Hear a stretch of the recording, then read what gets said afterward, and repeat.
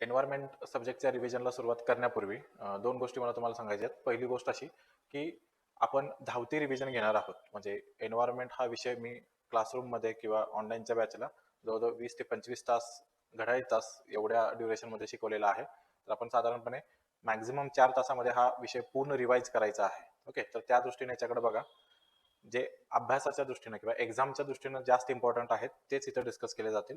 बाकीच्या ज्या गोष्टी असतील मायनर, तर ते इथं डिस्कस करण्या इतपत वेळ नाही. तुम्हाला कमीत कमी वेळेमध्ये तुम्हाला जास्तीत जास्त मार्क्सचं आउटपुट कसं मिळेल या दृष्टीने रिव्हिजन सेशन अरेंज केलेलं आहे. दुसरी गोष्ट अशी की मी आपल्या टेलिग्राम चॅनेलला एन्व्हायरमेंटच्या नोट्स शेअर केलेल्या आहेत. साधारणपणे 70-80 पानाच्या नोट्स असतील. तर तुम्ही त्या सुद्धा रेफर करू शकता किंवा ऑलरेडी जर तुम्ही वाचला असाल तर हे रिव्हिजन सेशन तुम्ही खूप फास्ट ग्रास्प करू शकाल. ओके, सो आपण रिव्हिजन सेशनला स्टार्ट करूया.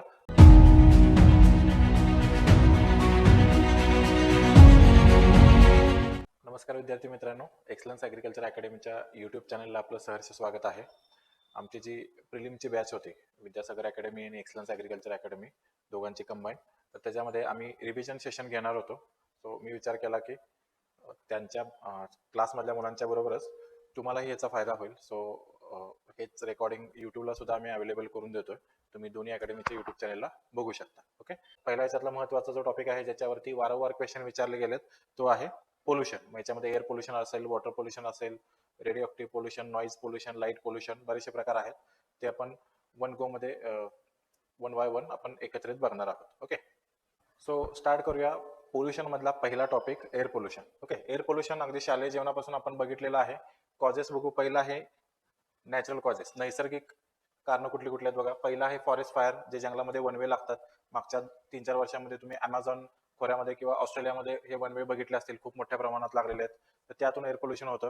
दुसरं मेजर फॅक्टर आहे व्होल्कॅनिक इरप्शन.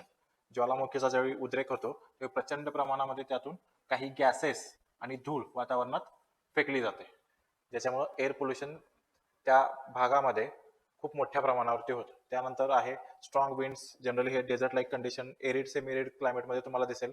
त्यानंतर येतं अर्थक्वेक. अर्थक्वेकमुळे जे काय बिल्डिंग कोलॅप्स होतील, अर्थची मुवमेंट होईल, ह्याच्यामध्ये बऱ्याचशा प्रमाणामध्ये धूळ उडते. ओके, बिल्डिंग कोलॅप्स झाल्यामुळे असेल किंवा काही जमिनीमध्ये भेगान पडल्यामुळे जमिनीतले काही पॉयझनस गॅसेस ॲटमॉस्फिअरमध्ये रिलीज होतात. तर हे नॅचरल कॉज आहे. एक्झामच्या अनुषंगाने जर याच्याकडे बघितलं नॅचरलमध्ये, तर मोस्टली विचारलं गेलं व्होल्कॅनिक इरप्शन वरती. ओके, ह्याच्यामध्ये कुठल्या कुठल्या प्रकारचे गॅसेस असतात, तर याच्यातलं सगळ्यात महत्त्वाचं सल्फर डायऑक्साईड, कार्बन डायऑक्साईड आणि S2S, हे 3 महत्त्वाचे आहेत. बाकी डस्ट आणि वेपर हे तुम्हाला जनरल आहे. तर व्होल्कॅनिक इरप्शन वरती प्रश्न विचारला जाऊ शकतो. पुढे अँथ्रोपोजेनिक फॅक्टर्स आहेत, मानव निर्मित आपण ज्याला कारण म्हणतो. तर सगळ्यात महत्त्वाचं कारण काय, आपण जीवाश्म इंधन वापरतो, फॉसिल फ्युएल वापरतो, जसं कोळसा आहे, पेट्रोल, डिझेल, तर यांच्या ज्वलनातून पोल्युटंट बाहेर पडतात.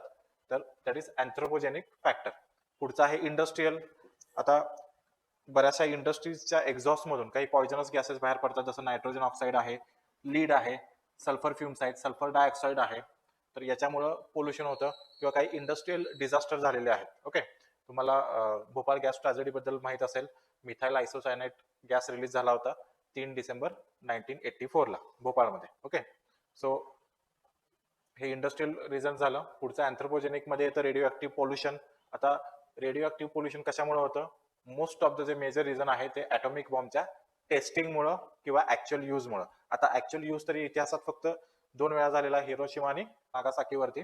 पण ऍटॉमिक बॉम्बच्या टेस्टिंग बघितलं तर आतापर्यंत बऱ्याचशा देशांनी हजारोंच्या संख्येमध्ये ऍटॉमिक बॉम्ब टेस्ट केलेला आहे. तर त्यामधून सुद्धा काही रेडिओ ऍक्टिव्ह पोल्युशन बाहेर पडतं. ओके, रेडिओ ऍक्टिव्हिटी बाहेर पडते. आपण कितीही काळजी घेतली असेल तरी. अमेरिकेसारखी कंट्री आहे, ती हवाई आयलंडमध्ये वगैरे काही त्यांचे आयलँड्स आहेत, तर तिथं त्याच्या आजूबाजूच्या समुद्रामध्ये भूगर्भाखाली किंवा समुद्राच्या तळाशी हे ॲटॉमिक बॉम्बचे टेस्ट करतात. आपण पोखरणमध्ये वाळवंटात जमिनीखाली टेस्ट करतो, तर याच्यामध्ये काही प्रमाणामध्ये रेडिओ ऍक्टिव्हिटी लीक होते. ओके, तो त्यानंतर दुसरा पीसफुल यूज आहे, जिथं आपण ॲटॉमिक एनर्जी पॉवर प्लांट साठी वापरतो. ओके, तर अशा ठिकाणी काही ऍक्सिडेंट इतिहासात घडलेले आहेत, जसं 3 माइल आयलँड आहे 1979 ला, चेर्नोबिल दुर्घटना 86 ला, सध्या त्यावेळच्या रशियामध्ये होती, आता युक्रेनमध्ये आहे. ओके, आणि आता सुद्धा हे न्यूज मध्ये आहे. रशियानं धमकी दिलेली आहे की चेर्नोबिल वरती पुन्हा हल्ला केला जाईल वगैरे. सो त्यानंतर येतं फुकुशिमा दायची, अलीकडचा आहे 2014 2011 साली जपानमध्ये घटना घडली होती सुनामीमुळे. तर सुनामीमुळे हा पॉवर प्लांट बंद पडला, कूलिंग सिस्टीम वगैरे. तर तेवढ्या डीपमध्ये आता आपण जाणं अपेक्षित नाही. सो हे 3 हिस्टॉरिकल इव्हेंट्स आहेत जिथं रेडिओ ऍक्टिव्हिटी मोठ्या प्रमाणामध्ये वातावरणामध्ये बाहेर पडली. सो ह्याच्यातलं तुम्हाला इयर तरी माहित असलं पाहिजे, 1979, 1986 आणि फुकुशिमा दाइची 2011. ओके. तर आपण सोर्सेस काय आता आहेत बघितले कशामुळे होतात. आता ऍक्च्युअली पोल्युटंट कुठले कुठले आहेत, तर सगळ्यात महत्वाचा आहे जो एक्झामच्या वेळी खूप वेळा विचारला गेलाय तो आहे कार्बन मोनॉक्साईड. ओके. कार्बन मोनॉक्साईडचं केमिकल फॉर्म्युला काय आहे? Simply CO. आपण कार्बन डायऑक्साईडचा काय केमिकल फॉर्म्युला लिहितो? CO2. तर ऑक्सिजन याच्यामध्ये एक कमी आहे, त्यामुळे हा कसा तयार होतो? ज्यावेळी इनकम्प्लीट बर्निंग होतं एखाद्या गोष्टीचं. ओके. ज्यावेळी एखाद्या बर्निंग प्रोसेसला पुरेशा प्रमाणामध्ये ऑक्सिजन मिळत नाही, अशा केसमध्ये म्हणजे जनरल बघा पुढे येणार आहे म्हणून सांगतोय की कोळसा असेल किंवा पेट्रोल डिझेल असेल, हे सगळं काय आहे तर प्युअर कार्बनचा सोर्स आहे. एखादी गोष्ट आपण बर्न करतो म्हणजे काय? ऑक्सिडेशन प्रक्रिया घडवून आणतो, तर O2 शी संयोग होतो आणि याच्यातून काय तयार होणार आहे? एकतर एनर्जी रिलीज होणार आहे, राईट, आणि CO2 तयार होणार आहे. ही बेसिक प्रोसेस झाली. तर इथे कम्प्लीट ऑक्सिजन ह्या बर्निंग प्रोसेसला मिळालेला आहे. समजा कम्प्लीट ऑक्सिजन नाही मिळालं, इनकम्प्लीट बर्निंग झालं, जसं चुलीमध्ये ज्यावेळी धूर कधी होतो? ज्यावेळी त्याला ऑक्सिजन किंवा हवा व्यवस्थित मिळत नाही. आपण फुकणीनं वगैरे हवा दिल्यानंतर बघा व्यवस्थित बर्निंग चालू झालं की आपापच जे धूर आहे त्याचं प्रमाण कमी होतं. सो त्या लॉजिकनं बघा कार्बन मोनॉक्साईड आहे ते इनकम्प्लीट बर्निंगमुळे तयार होतं. हे एवढं एम्फॅसिस करून मी का सांगतोय? कारण क्वेश्चन खूप वेळा विचारला गेलेला आहे. दुसरी याची प्रॉपर्टी काय आहे? कलरलेस आहे. आपल्याला बघून कळत नाही की इथं या ऍटमॉस्फिअर मध्ये कार्बन मोनॉक्साईड असेल. दुसरा ओडरलेस आहे, म्हणजे याला कुठल्याही प्रकारचा वास नाही. त्यामुळे एखाद्या एरियामध्ये कार्बन मोनॉक्साईडचं प्रमाण वाढलं असेल तर आपल्याला त्याची जाणीव होत नाही, अनलेस अँड अंटिल त्याच्या इफेक्टमुळे आपण बेशुद्ध पडू किंवा खूप जास्त कॉन्सन्ट्रेशन असेल तर डेथ होईल. ओके. पण हे सुरुवातीच्या पिरियडमध्ये लक्षात येत नाही कारण कलरलेस आहे, ओडरलेस आहे. सो हे सुद्धा एक्झामच्या दृष्टीने महत्वाचं. आता ज्यावेळी जुन्या काळामध्ये कोळशाच्या खाणीमध्ये म्हणजे भूगर्भामध्ये खूप खाली कोळशाचं उत्खनन व्हायचं, तर अशा केसेसमध्ये उत्खनन होत असताना इथे काही केमिकल्स रिलीज होत होते. ओके. म्हणजे केमिकल गॅसेस आपण म्हणू, पॉइझनस गॅसेस ते रिलीज होत होते. तर याच्यामध्ये एक गॅस असायचा कार्बन मोनॉक्साईड. तर आता कार्बन मोनॉक्साईडची प्रॉपर्टी आपण बघितली, कलरलेस आहे, ओडरलेस आहे, हायली पॉइझनस आहे. ज्यावेळी आपण कार्बन मोनॉक्साईड इनहेल करतो त्यावेळी आपल्या ब्लडची जी ऑक्सिजन कॅरिंग कॅपॅसिटी आहे ती कमी होते. ओके. त्यामुळं आपण बेशुद्ध पडतो किंवा प्रमाण जास्त झालं तर डेथ सुद्धा येऊ शकते. तर अशा केसेस डीप माइन्स मध्ये घडायच्या. तर त्यामुळं इथं काय केलं जायचं जुन्या काळामध्ये? अशा पद्धतीनं काही पक्षी नेले जायचे, बर्ड्स. ओके. तर आपल्या ह्युमन्स पेक्षा अॅनिमल जे आहेत किंवा बर्ड्स जे आहेत तर ते ऍटमॉस्फेरिक कंडिशन जे काय चेंज होतात त्याला जास्त सेन्सिटिव्ह असतात. सो अगदी लोअर कॉन्सन्ट्रेशनला सुद्धा CO2 कार्बन मोनॉक्साईडच्या लोअर कॉन्सन्ट्रेशनला सुद्धा हे जे बर्ड्स आहेत ते अनइझीनेस फील करायचे आणि त्यांच्या बिहेवियरमध्ये कळायचं. ओके. सो अशा केसमध्ये मग लगेच इथं जे काही लोक असतील ते माइन मधून बाहेर पडायचे. ओके, सुरक्षित ठिकाणी. सो आता सध्या ह्याला इक्विपमेंट भरपूर आलेले आहेत, पण जुन्या काळामध्ये बर्ड्स वापरले जायचे. सो एक्झामच्या दृष्टीने काय म्हणायचं महत्वाचं की ऑक्सिजन कॅरिंग कॅपॅसिटी जी आहे ब्लडची ही कार्बन मोनॉक्साईड कमी करतं, डीप माइन्स मध्ये सुद्धा सापडतं. त्यानंतर कलरलेस, ओडरलेस आहे आणि तयार कसा होतो? इनकम्प्लीट कंबशनने. तर हे खूप महत्वाचं आहे. याच्यावरती प्रश्न विचारले गेलेत कार्बन मोनॉक्साईड वरती. लक्षात येत आहे? पुढे आपण जाऊ. पुढचा गॅस आहे ग्राउंड लेवल ओझोन. आता ओझोन बेसिकली बघा आपण स्ट्रॅटोस्फिअर मध्ये बघतो जो अल्ट्राव्हायोलेट रेज ब्लॉक करतो, त्यामुळे पृथ्वीवरती अल्ट्राव्हायोलेट रेज कमी प्रमाणात पोहोचतात आणि आपल्याला स्किन कॅन्सर होत नाही. हे सगळ्यांनी खूप बेसिक हायस्कूल असल्यापासून ऐकलं असेल, वाचलं असेल. सो ओझोन हा पोल्युटंट कसा होऊ शकतो? तर ओझोन ज्यावेळी स्ट्रॅटोस्फिअर मध्ये असतो that is beneficial to us, पण ज्यावेळी तो ग्राउंडला येईल तर तो सुद्धा एअर पोल्युटंट आहे. ओके. ओझोनचं जास्त प्रमाण असणं हे बॉडीच्या दृष्टीने चांगलं नाही. सो ओझोन ग्राउंड लेवलला कसा तयार होतो? ज्यावेळी एखाद्या वातावरणामध्ये व्होलाटाईल ऑर्गॅनिक कंपाऊंड्स असतात, ओके, किंवा नायट्रोजन डायऑक्साईड असतो, त्याला आपण NOx म्हणू. तर यांचं प्रमाण ज्यावेळी जास्त असतं आणि त्याच्यावरती सनलाईटची प्रक्रिया होते तर त्यावेळी ग्राउंड लेवल ओझोन तयार होतो किंवा पुढे आपण जाऊन बघणार आहोत फोटोकेमिकल स्मॉग तयार होतो. म्हणजे दोन्ही जवळजवळ संकल्पना सेमच आहेत. म्हणजे आपल्या एक्झामच्या दृष्टीने म्हणतोय, खूप डीप मध्ये गेलं तर थोडा डिफरन्स आहे, पण आपल्या एक्झामच्या दृष्टीने एवढंच लक्षात ठेवा की दोन्ही एकच आहे. फोटोकेमिकल स्मॉग पण कसा तयार होतो? व्होलाटाईल ऑर्गॅनिक कंपाऊंड आणि नायट्रोजन ऑक्साईड्सची सूर्यप्रकाशामध्ये रिॲक्शन होते, त्यालाच आपण ग्राउंड लेवल ओझोन म्हणू किंवा फोटोकेमिकल स्मॉग म्हणू. तर त्याचा परिणाम काय होतो? आपल्या फुफ्फुसाच्या फंक्शनिंग वरती किंवा लंग डिसीजचं प्रमाण वाढतं. तर इथं महत्वाचं काय आहे, याच्यावरती पण प्रश्न विचारलेला आहे की ग्राउंड लेवल ओझोन कसा तयार होतो किंवा फोटोकेमिकल स्मॉग कसा तयार होतो. ओके, पुढे जाऊ आपण. पुढचा आहे लीड, ज्याला आपण शिस म्हणतो. तर सुरुवातीच्या काळामध्ये म्हणजे आता भारतामध्ये खूप वर्षापासून हे बंद झालं, पेट्रोल डिझेल मध्ये आपण लीड मिक्स करायचो त्याचं ज्वलन चांगलं व्हावं किंवा तुम्ही जर इंजिनियर असाल तर तुम्हाला लक्षात येईल की इंधनाचा त्या फ्युएलचा ऑक्टेन नंबर वाढवण्यासाठी, ओके, फ्युएलची इफिशियन्सी वाढवण्यासाठी. पण नंतर लक्षात आलं की आपण जर पेट्रोल डिझेल मध्ये लीड ऍड करू तर त्याच्या एक्झॉस्ट मधून, व्हेकलच्या एक्झॉस्ट मधून सुद्धा लीड वातावरणात मिक्स होतं आणि लीड हे खूप पॉइझनस आहे. त्याचा डायरेक्ट सेंट्रल नर्वस सिस्टीम वरती, आपल्या मज्जा तंतूवरती परिणाम होतो. येतं लक्षात. सो आपण मागच्या 15-20 वर्षापासूनच अनलिडेड पेट्रोल वापरायला लागलो. सो खूप वर्षांपासून आता त्यामध्ये लीड मिक्स होत नाही. जुन्या पेट्रोल पंपला गेला तर असा वर्ड दिसेल, अनलिडेड पेट्रोल, अनलिडेड डिझेल. नवीन पेट्रोल पंपला असत नाही, कारण आता कुठेच वापरत नाही. ओके, या वर्षी हे का सांगतोय, कारण या वर्षी अख्ख्या जगामध्ये सगळीकडे आता अनलिडेड पेट्रोल आणि डिझेलच विकलं जातं, कुठेही लीड मिक्स करून विकलं जात नाही. या वर्षी आपण सगळ्या जगानेही हे टार्गेट अचीव्ह केलेलं आहे, कारण आतापर्यंत काही आफ्रिकन देशामध्ये लीडेड पेट्रोल डिझेल वापरलं जायचं, त्यामुळे हे तुम्हाला माहित असावं. दुसरा सोर्स काय आहे, लीड ऍसिड बॅटरीज, तर त्यामध्ये लीड वापरलं जातं. आपण जे घराला पेंट करतो त्यामध्ये असतं, हेअर डाय प्रोडक्ट मध्ये असतं. घराच्या पेंटच्या बाबतीमध्ये बघा, घराला तुम्ही कलर दिला तर सुरुवातीचे 8-10 दिवस आपण दारं खिडक्या कायम ओपन ठेवतो, कारण बंद ह्याच्यामध्ये जो काही वास येत असतो आपण पेंट केलेला, तर त्याच्यामुळे बारीक डोकं दुखतो. तुम्ही कधी ऑब्झर्व केला असेल तर ह्याच्यामध्ये असे पॉइझनस गॅसेस रिलीज होत असतात. ओके, मग काही दिवसांनी हे प्रमाण खूप कमी होतं, पण सुरुवातीला हे जाणवतं. सो पर्टिक्युलरली लहान मुलं जे आहेत त्यांना जास्त प्रॉब्लेमॅटिक आहे, सेंट्रल नर्वस सिस्टीम वरती काम करतं. मग अशी मी तुम्हाला सांगितलं की लीड ऍसिड बॅटरीमध्ये लीडचं प्रमाण जास्त असतं.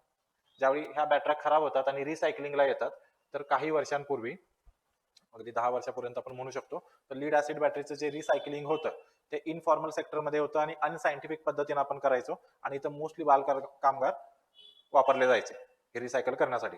सो इमॅजिन करा की एवढ्या लहान वयामध्ये जर लीडला एक्सपोजर झालं आणि त्यांची मज्जातंतू किंवा मेंदूवरती जर वाईट परिणाम झाला तर ते आयुष्यभर कॅरी करणार आहे. ओके, सो त्या दृष्टीनं चिल्ड्रन लक्षात ठेवा जास्त व्हलनरेबल आहेत, कारण सेंट्रल नर्वस सिस्टीमला डॅमेज करतं. जसं मी कार्बन मोनॉक्साईड मध्ये सांगितलं की ब्लड कॅरिंग कॅपॅसिटी कमी करतं, तसं लीडला लक्षात ठेवा सेंट्रल नर्वस सिस्टीम डॅमेज करतं. ओके, पुढचा आहे नायट्रोजन ऑक्साइड्स. तर वाहनाच्या धुरांमधून नायट्रिक ऑक्साईड आणि नायट्रोजन डायऑक्साईड हे बाहेर पडतं, दोन्हीला एकत्र मिळून आपण NOx अशी टर्म वापरतो. तर पेट्रोल डिझेल किंवा कोलच्या बर्निंग मध्ये नायट्रोजन ऑक्साईड बाहेर पडतो, याच्यामुळे स्मॉग आणि ऍसिड रेन होतो. आता स्मॉग काय आहे, ऍसिड रेन काय आहे हे आपण पुढे बघतोय, आता फक्त एवढंच लक्षात ठेवा. सो याच्यामुळे सिम्पटम्स काय होणार आहेत, एकतर रेस्पिरेटरी डिसीजेस होतात, मोस्टली विंटरमध्ये जास्त जाणवतं, कारण विंटरमध्ये हवा स्टॅटिक असते. आता तुम्ही बघत असाल उन्हाळ्यामध्ये किंवा रेनफॉल सीझन मध्ये, मान्सून मध्ये बघा की वाऱ्याला खूप वेग असतो, तेच सगळं हिवाळ्यामध्ये स्टॅटिक होऊन जातं. सो जे काय पोल्युटन सिटीमध्ये तयार होतात ते तिथंच थांबतात. ओके, पुढचा आहे सल्फर डायऑक्साईड. तर आपल्याकडं मोस्टली सल्फर डायऑक्साईडचे इमिशन जे आहे ते थर्मल पॉवर प्लांट मधून होतं. का होतं, कारण आपल्याकडे जर आपण थर्मल पॉवर प्लांट मध्ये, औष्णिक विद्युत निर्मिती केंद्रामध्ये जो काय कोल वापरतो तो इम्प्युअर कोल आहे, त्याच्यामध्ये जवळजवळ 3% सल्फर ही इम्प्युरिटी असते, अशुद्धी असते. ओके, त्यामुळे असा कोळसा ज्यावेळी जाळला जातो त्यावेळी ह्या सल्फरचं बर्निंग होऊन काय तयार होणार आहे, ऑक्सिडेशन मध्ये सल्फर डायऑक्साईड. सो इंडिया मागच्या 3 वर्षापूर्वी जगातला सगळ्यात मोठा सल्फर डायऑक्साईड इमिटिंग कंट्री झाला, त्यानं चायनाला पास केलं. हे का झालं, कारण चायना आता रिन्युएबल सोर्सकडे खूप आपल्यापेक्षा खूप वेगाने ट्रान्सफॉर्म होत आहे, आणि आपण स्टील मोर दॅन 70% जी एनर्जी आपण तयार करतो ती औष्णिक विद्युत निर्मितीमध्ये केंद्रातून करतो, थर्मल पॉवर प्लांट मधून. आणि या थर्मल पॉवर प्लांट मध्ये मोर दॅन 90% केसमध्ये कोळसा हेच इंधन वापरलं जातं. काही 10% केसेसमध्ये इतर इंधन वापरले जातात, काही गॅसेस वगैरे वापरले जातात, पण मोस्टली कोलच वापरलं जातं. आणि इंडियातलं कोल हे इम्प्युअर आहे, सल्फरचं इम्प्युरिटीचं प्रमाण जास्त आहे. सो जसं नायट्रोजन डायऑक्साईड मुळे स्मॉग आणि ऍसिड रेन होतो, तसंच सल्फर डायऑक्साईड मुळे सुद्धा होतो. आता पुढचा जो पोल्युटंट आहे तो आहे कार्बन डायऑक्साईड. आता कार्बन डायऑक्साईड हा नॅचरली ऍटमॉस्फिअर मध्ये आहे, बरोबर, फक्त आता याचं प्रमाण वाढत चाललेलं आहे. आणि कार्बन डायऑक्साईड जो आहे तो ग्रीन हाऊस गॅस आहे. ग्रीन हाऊस गॅस काय आहे आपण नंतर बघतोय, फक्त लक्षात ठेवा. सो ग्रीन हाऊस गॅस आहे, त्यामुळे याला एअर पोल्युटंट म्हणून आपण समजतो. ओके, पुढचा आहे CFC. आता CFC सुद्धा एअर पोल्युटंट कुठल्या लॉजिकनं आहे, so that is CFC chlorofluorocarbon मुळे ओझोन लेअरचं डिप्लिशन होतं, ओझोन लेअरचं क्षय होतं म्हणतो आपण त्याला, ओझोन लेअरला भेगा पडलेल्या आहेत. ओके, ओझोन लेअर डिस्ट्रक्शन करायचं काम सीएफसी करतं, त्या अँगलने हे एअर पोल्युटंट आहे. ओके. पुढचा एअर पोल्युटंटचा एक घटक आहे तो आहे सस्पेंडेड पार्टिक्युलेट मॅटर. जे काही पोल्युटंट बाहेर पडतात किंवा काही धूळ अशा प्रमाणात असते किंवा एवढी मायक्रो लेवलला असते, एवढी कमी साईजची असते की जी आपल्या नाकावाटे फुफ्फुसापर्यंत इझिली जाऊ शकते. ओके. सो ज्यावेळी आपण PM10 म्हणतो, इथं इमेज मध्ये तुम्ही बघू शकता आपला एक ह्युमन हेअर असतो, त्याची जाडी एवढी मॅग्निफाय करून दाखवलेली आहे. त्याच्या कम्पॅरिझन मध्ये PM10 त्याची जी डायमीटर आहे तो लेस दॅन 10 मायक्रोमीटर असतो. लक्षात येते का बघा. ओके. आणि त्याच्यापेक्षा लहान जर आपण बघितलं तर लेस दॅन 2.5 मायक्रोमीटर एवढी साईज असते. आता आपल्या नॅचरल ह्युमन बॉडीमध्ये किंवा अॅनिमल्स मध्ये आपण ज्यावेळी वारा किंवा हवा इनहेल करतो, ओके, त्यावेळी आपल्या नाकामध्ये बघा हेअर फॉलिकल्स आहेत, म्युकस मेम्ब्रेन आहे, नाकाच्या आतल्या बाजूला कायम ओलावा असतो. त्यानंतर आपल्या श्वसन नलिकेतून फुफ्फुसापर्यंत जे काही श्वसन नलिका आहे तर त्याची लाइनिंग मध्ये सुद्धा म्युकस लाईक लिक्विड असतं. ओके. सो ज्यावेळी आपण हवा आत घेतो त्यावेळी ह्या हेअर फॉलिकल्स मधून परत आपल्या श्वसन नलिकेतून फुफ्फुसापर्यंत हवा जात असताना जे काही पार्टिकल्स आहेत हे इथं अटॅच होतात आणि शुद्ध हवा फुफ्फुसापर्यंत पोहोचते. जसं आपण व्हेकल्स मध्ये बघा एअर फिल्टर्स वापरतात सर्व्हिसिंग करताना, तुमच्याकडे टू व्हीलर वगैरे असेल तर तुम्ही सर्व्हिसिंग करताना बघितलं असेल, तर तशा पद्धतीनं फुफ्फुसाला शुद्ध हवा द्यायचं काम हे श्वसन नलिका आणि नाक करतं. पण PM10 असेल किंवा त्याच्यापेक्षा जास्त घातक PM25 2.5 मायक्रोमीटर. ओके. तर हे इतके मायन्यूट असतात की ह्या सगळ्या गोष्टीला पास करून फुफ्फुसापर्यंत पोहोचतात. सो इमॅजिन करा तुम्ही अशा वातावरणात राहताय जिथं दररोज तुम्ही PM2.5 सारखे पार्टिकल्स इनहेल करताय आणि ते तुमच्या फुफ्फुसामध्ये साठत चाललेले आहेत. सो एका लेवल नंतर हे सिम्पटम्स दाखवायला चालू करतात. सो खूप सिव्हिअर एअर पोल्युटंट ह्याच्यामध्ये तुम्ही राहत असाल तर लंग कॅन्सरचं प्रमाण वगैरे वाढू शकतं किंवा दिल्लीमध्ये असे केसेस होतात. सो त्या अँगलने PM10 आणि PM2.5 कडे बघा, हे इतके लाईट वेट असतात किंवा इतके साईज कमी असते की वातावरणामध्ये खूप दीर्घकाळ सस्पेंडेड स्टेजमध्ये राहतात. ओके. सो स्मॉग मगाशी आपला उल्लेख केला, तर हे एक जनरल इमेज तुम्ही न्यूजपेपरमध्ये बघत असाल. सध्या सेम अशा पद्धतीची कंडिशन दिल्लीमध्ये आहे.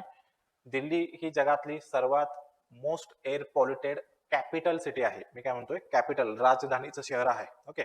आणि या नोव्हेंबर महिन्यामध्ये सिव्हिअर एअर पोल्युशन असतं, जे काय नॅशनल इंटरनॅशनल बेंचमार्क आहे त्याच्या 5 पट 10 पट जास्त पोल्युशन दिल्लीमध्ये असतं. ओके. सो इंडिया गेटची इमेज तुम्ही बऱ्याचदा न्यूजपेपरला बघितलं असाल, तर हे आहे स्मॉग. स्मॉगचा अर्थ काय, सिंपल ज्यावेळी फॉग आणि स्मोक, ओके, स्मोक म्हणजे काय, धूर, आणि फॉग म्हणजे काय, धुकं. ओके. सो धुकं आणि धूर एकत्र ज्यावेळी येतात त्याला आपण स्मॉग म्हणतो. मराठीमध्ये त्याला आपण धुरकं असा शब्द आहे. ओके. तर याच्यामुळे काय होणार आहे, आपली व्हिजिबिलिटी कमी होणार आहे. जसं आधी तुम्ही इमेज मध्ये बघितलं, खूप लांबच आपल्याला दिसत नाही. दुसरं, स्मॉग इनहेल ज्यावेळी करतो त्यावेळी पुन्हा लंग डिसीजेस होऊ शकतात. याच्यामध्येच मगाशीच एक कॉन्सेप्ट तुम्हाला सांगितली होती, ग्राउंड लेवल ओझोन, तर त्याच्याशी सिमिलर कॉन्सेप्ट आहे फोटोकेमिकल स्मॉग. तर हे कधी तयार होतं, ज्यावेळी व्हेकल्स मधलं नायट्रोजन ऑक्साइड्स आणि व्होलाटाईल ऑर्गॅनिक कंपाऊंड्स हे सनलाईटच्या कॉन्टॅक्टमध्ये येतात त्यावेळी फोटोकेमिकल स्मॉग तयार होतो. ओके. हे कुठल्या प्रदेशामध्ये जास्त फेवरेबली तयार होतात किंवा जास्त प्रमाणात तयार होतात, ज्यावेळी ट्रॅफिक हेवी असतं, जेणेकरून नायट्रोजन ऑक्साईडचं इमिशन या व्हेकल्स मधून होईल. टेम्परेचर जास्त असतं म्हणजे सनलाईटशी कोरिलेट करा, आणि विंड व्हेलॉसिटी काम असते, म्हणजे विंड व्हेलॉसिटीज नसते, विंड स्टॅटिक असतं. तर या केसमध्ये फोटोकेमिकल स्मॉग तयार व्हायचं प्रमाण जास्त असतं. ओके. सो विंटरमध्ये बघा, हिवाळ्यामध्ये हे विंड स्पीड जे आहे ते कमी असतं, त्यामुळे फोटोकेमिकल स्मॉग जे आहे त्याचं प्रमाण हिवाळ्यामध्ये जास्त असतं. याच्यामुळे काय होतं, मगाशी जसं सांगितलं, व्हिजिबिलिटी कमी होते, एन्व्हायरमेंटला हार्मफुल आहे, रेस्पिरेटरी डिसीज होतात, खूप जास्त झालं तर डेथ होते ब्रॉन्कायल डिसीजेस होऊन, अल्ट्राव्हायोलेट रेडिएशनचं प्रमाण कमी होतं पृथ्वीवर पोचायचं. सो एका अर्थाने पॉझिटिव्ह गोष्ट आहे, पण युव्ही कमी करण्यासाठी तुम्ही एवढं पोल्युशन करावं हे काय लॉजिक नाही बसत. ओके. पुढं आहे, जर सनलाईट कमी येत असेल जमिनीवरती तर साहजिकच जे काही व्हिटॅमिन डीचं प्रोडक्शन आहे, नॅचरली आपली बॉडी ज्यावेळी सनलाईटला एक्सपोज होते सकाळच्या कवळ्या उन्हाला, त्यावेळी व्हिटॅमिन डीचं प्रोडक्शन होतं आपल्या बॉडीमध्ये, सगळ्यांना माहित आहे. तर त्याचं प्रोडक्शन कमी होतं, त्यामुळे रिकेट्सचे केसेस वाढू शकतात. हा जस्ट एक स्टडी पॉइंट आहे. सो हे काय दोन इतके महत्वाचे नाहीत, व्हिजिबिलिटी आणि रेस्पिरेटरी प्रॉब्लेम्स हे दोन महत्वाचे. ओके. लक्षात येतंय. पुढचा जो एअर पोल्युटंट आहे तो आहे फ्लाय ऍश. आता नावात आहे फ्लाय म्हणजे हा उडतो, राख म्हणजे ऍश. आता उडणारी राख ह्याचा काय संदर्भ आहे, तुम्ही राख बघितला असाल चुलीत वगैरे काही किंवा काही जाळल्यानंतर तुम्हाला, किंवा अगदी कागद जाळला तर जी राख बघा एकदम लाईट वेट असते, तुम्ही फुकल्यानंतर सुद्धा ती खूप वेळ तरंगत राहते. तर फ्लाय ऍश कुठं तयार होतं, जे औष्णिक विद्युत निर्मिती केंद्र आहे, थर्मल पॉवर प्लांट, जिथं आपण कोळसा वापरतो तर कोळसा ज्वलन होत असताना जे काही पोल्युटंट बाहेर पडतात त्याबरोबर ही राख जी खूप लाईट वेट असते, ज्याचं डायमीटर खूप कमी असतं, ती सुद्धा चिमणीतून बाहेर पडते. ओके, धुराड्यातून. सो हे बाहेर पडल्यानंतर खूप प्रदीर्घ कालावधीसाठी सस्पेंडेड फॉर्मॅटमध्ये राहते आणि नंतर कुठल्या तरी वनस्पतीवर, बिल्डिंगवर, अॅनिमल्सवर सेटल होणार आहे किंवा जमिनीवरती सेटल होणार आहे, त्याला आपण फ्लाय ऍश म्हणतो. ओके, सो याच्यामध्ये कंपोजिशन काय आहे? अल्युमिनियम सिलिकेट आहे, सिलिकॉन डायऑक्साईड आहे, त्यानंतर कॅल्शियम ऑक्साईड आहे आणि काही हेवी मेटल्स आहेत. ओके, सो जिथं जिथं थर्मल पॉवर प्लांट्स आहेत तिथं ह्या फ्लाय ऍशचं काय करायचं हा खूप मेजर इश्यू आहे. सो काही ठिकाणी ऍग्रिकल्चर लँड रिक्लेम करण्यासाठी फ्लाय ऍश वापरतात, पण एका मर्यादेच्या पलीकडे आपण वापरू शकत नाही, कारण आपण बघितलं कंपोजिशन मध्ये हेवी मेटलचं प्रमाण त्यामध्ये जास्त आहे. ओके,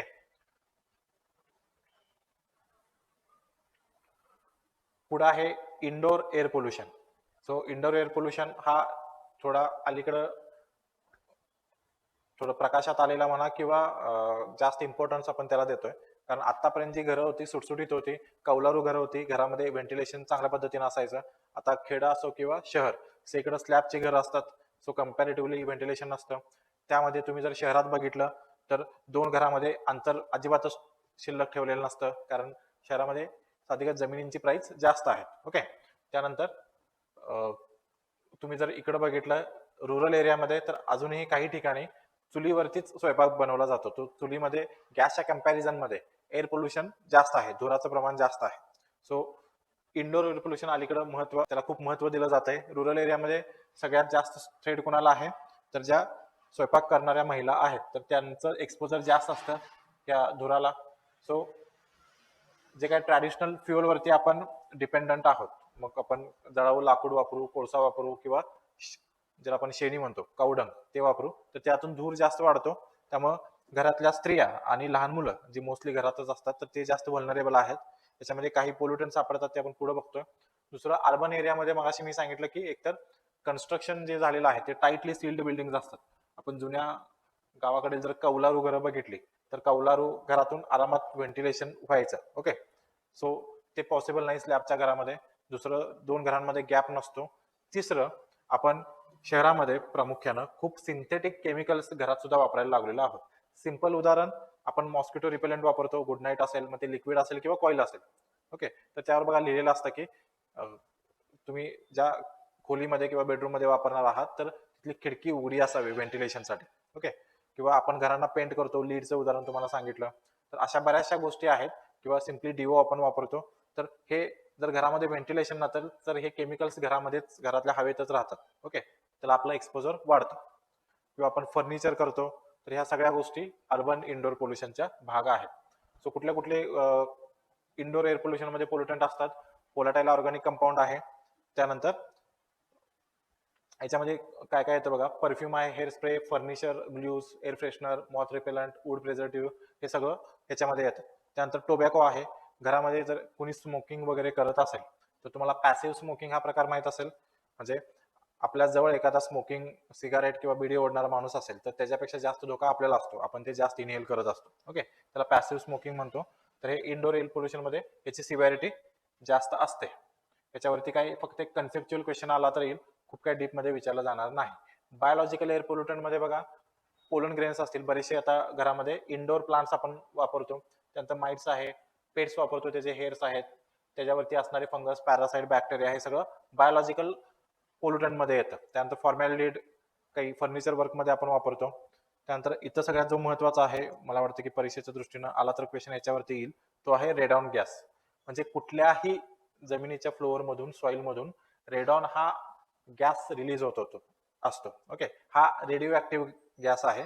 आता तुम्ही म्हणाल की मग प्रत्येक कुठल्याही फ्लोअर मधून होतो तर मग त्याची सिव्हिरिटी जास्त पाहिजे, तर हे खूप कमी प्रमाणातून इमिट होत असतं आणि आपण खूप वर्षानुवर्ष अशा व्हेंटिलेशन नसलेल्या जागेत राहत असतो, तर हे काही वर्षांनी आपल्या बॉडीवरती रिफ्लेक्ट होणार आहे. ओके, सो एक एमसीक्यूचा पॉईंट म्हणून हे लक्षात ठेवा की रेडॉन गॅस प्रत्येक फ्लोअर मधून किंवा सॉइल मधून इमिट होत असतो. जर आपल्याला घराला पुअर व्हेंटिलेशन असेल तर हा गॅस जो आहे तो जास्त काळ त्या एन्क्लोज्ड वातावरणातच राहील आणि आपलं एक्सपोजर त्याला वाढेल. ओके, सो याच्यावरती प्रश्न बघा काही आलेले आहेत. हे राज्यसेवेला, आता एन्व्हायरमेंट सब्जेक्ट आपल्याला इंट्रोड्यूस केलाय, त्याच्या आधी हा राज्यसेवा मुख्यला होता आणि पूर्वला ओझरचा सिलेबस होता. सो आपल्याला रेफरन्ससाठी प्रिव्हियस इयर्स क्वेश्चन हेच आहेत. पहिला आहे कार्बन मोनॉक्साईड जो आहे हा हवा प्रदूषण करणारा प्रमुख घटक आहे. तो कसा हानिकारक आहे तर हृदयविकाराचा झटका येऊ शकतो, रक्ताची प्राणवायू ऑक्सिजन वाहून नेण्याची क्षमता कमी करतो, मज्जासंस्थेला प्रभावित करतो आणि यकृताला हानी करतो. तर याच्यामध्ये हे सगळं पहिले 3 ऑप्शन आहेत हे कोरिलेटेड आहेत. ओके, फक्त लिव्हर डॅमेज करत नाही, त्यामुळे याचा आन्सर अ ब क येतं. म्हणजे खूप आपल्याला वेळ नसल्यामुळे खूप याच्यामध्ये 1 बाय 1 आपण डिस्कस करत नाही, फक्त आपण क्वेश्चन्स घेतोय. पुढचा आहे खालीलपैकी कोणता प्रदूषक सिगारेटच्या धुरामध्ये असतो. So carbon dioxide, sulphur dioxide, carbon monoxide. आता हे गुगली क्वेश्चन्स असतात, अशा प्रश्नांची उत्तर आपल्याला शक्यतो माहित नसतात. सो इथं एकतर लॉजिक लावा, तुम्हाला काही इलिमिनेट करता येतं का ऑप्शन वगैरे. तर इथं मी काय लॉजिक लावलं असतं, तर सिगारेट कुठलंही बर्निंग प्रोसेस ज्यावेळी होते तर अशी कुठलीच प्रोसेस नाही की जिथं कार्बनचं 100% ज्वलन होऊन फक्त कार्बन डायऑक्साईडच तयार होईल. ओके, सो काही प्रमाणामध्ये त्याचं कमी ज्वलन होऊन कार्बन मोनॉक्साईड सुद्धा तयार होतो कुठल्याही बर्निंग प्रोसेसमध्ये. म्हणजे सिम्पली समजा हे एक लाकूड आहे, ओके, तर या सरफेसला इथं बर्निंगचं प्रोसेस चालू आहे, तर साहजिकच सरफेसला याला जास्त ऑक्सिजन मिळणार आहे. सो इथं बर्निंगच्या प्रोसेसमध्ये CO2 तयार जास्त होणार आहे. पण जर आतला लेअर घेतला तर तिथं किंवा ह्याच्या थोडा खालचा लेअर घेतला तर इथं मात्र कम्पॅरेटिव्हली ह्याला ऑक्सिजन कमी मिळणार आहे, तर इथं कार्बन मोनॉक्साईड तयार होणार आहे. त्यामुळे अशी कुठली प्रोसेस नसते जिथे 100% कार्बन डायऑक्साईडच तयार होईल किंवा 100% कार्बन मोनॉक्साईडच तयार होईल. ओके, सो दोन्ही गॅसेस बर्निंग प्रोसेसमध्ये तयार होतात, प्रमाण कमी जास्त असू शकतं. तर तसा तर कुठला ऑप्शन नाही आहे. पुढचा येतो सल्फर डायऑक्साईड. तर समजा त्या सिगारेटमध्ये किंवा तंबाखूमध्ये सल्फरचं प्रमाण असेल तर त्यातून सल्फर डायऑक्साईड सुद्धा तयार होणार आहे. सो आपण कमीत कमी ऑप्शन इलिमिनेट करू शकतो. आणि कार्बन डायऑक्साईड आणि कार्बन मोनॉक्साईड जर ऑप्शन असा एकत्रित दिलेला नसेल तर सिम्पली तुम्ही ऑल ऑफ द अबव टाकू शकता. ओके, सो याचा answer all of the above आहे. मी फक्त क्वेश्चन हा डिटेल एवढ्यासाठी डिस्कस करतोय.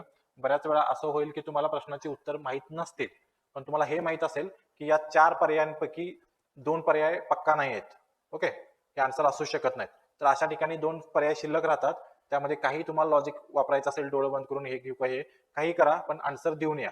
ओके, आपल्याला 1/4 निगेटिव्ह मार्किंग आहे आणि तुम्ही असे ऑप्शन इलिमिनेट करून जरी 50% प्रोबॅबिलिटी असेल राहिलेल्या 2 ऑप्शन मधून कुठला तरी करेक्ट असेल तर 50% प्रोबॅबिलिटी कधीही तुम्ही घेतली, म्हणजे कुठला तरी ऑप्शन टिक जरी करून आला अशा केसमध्ये 2 पैकी, तरी तुम्ही ओव्हरऑल स्कोर तुमचा जास्तच असतो, कारण 1/4 निगेटिव्ह मार्किंग आहे.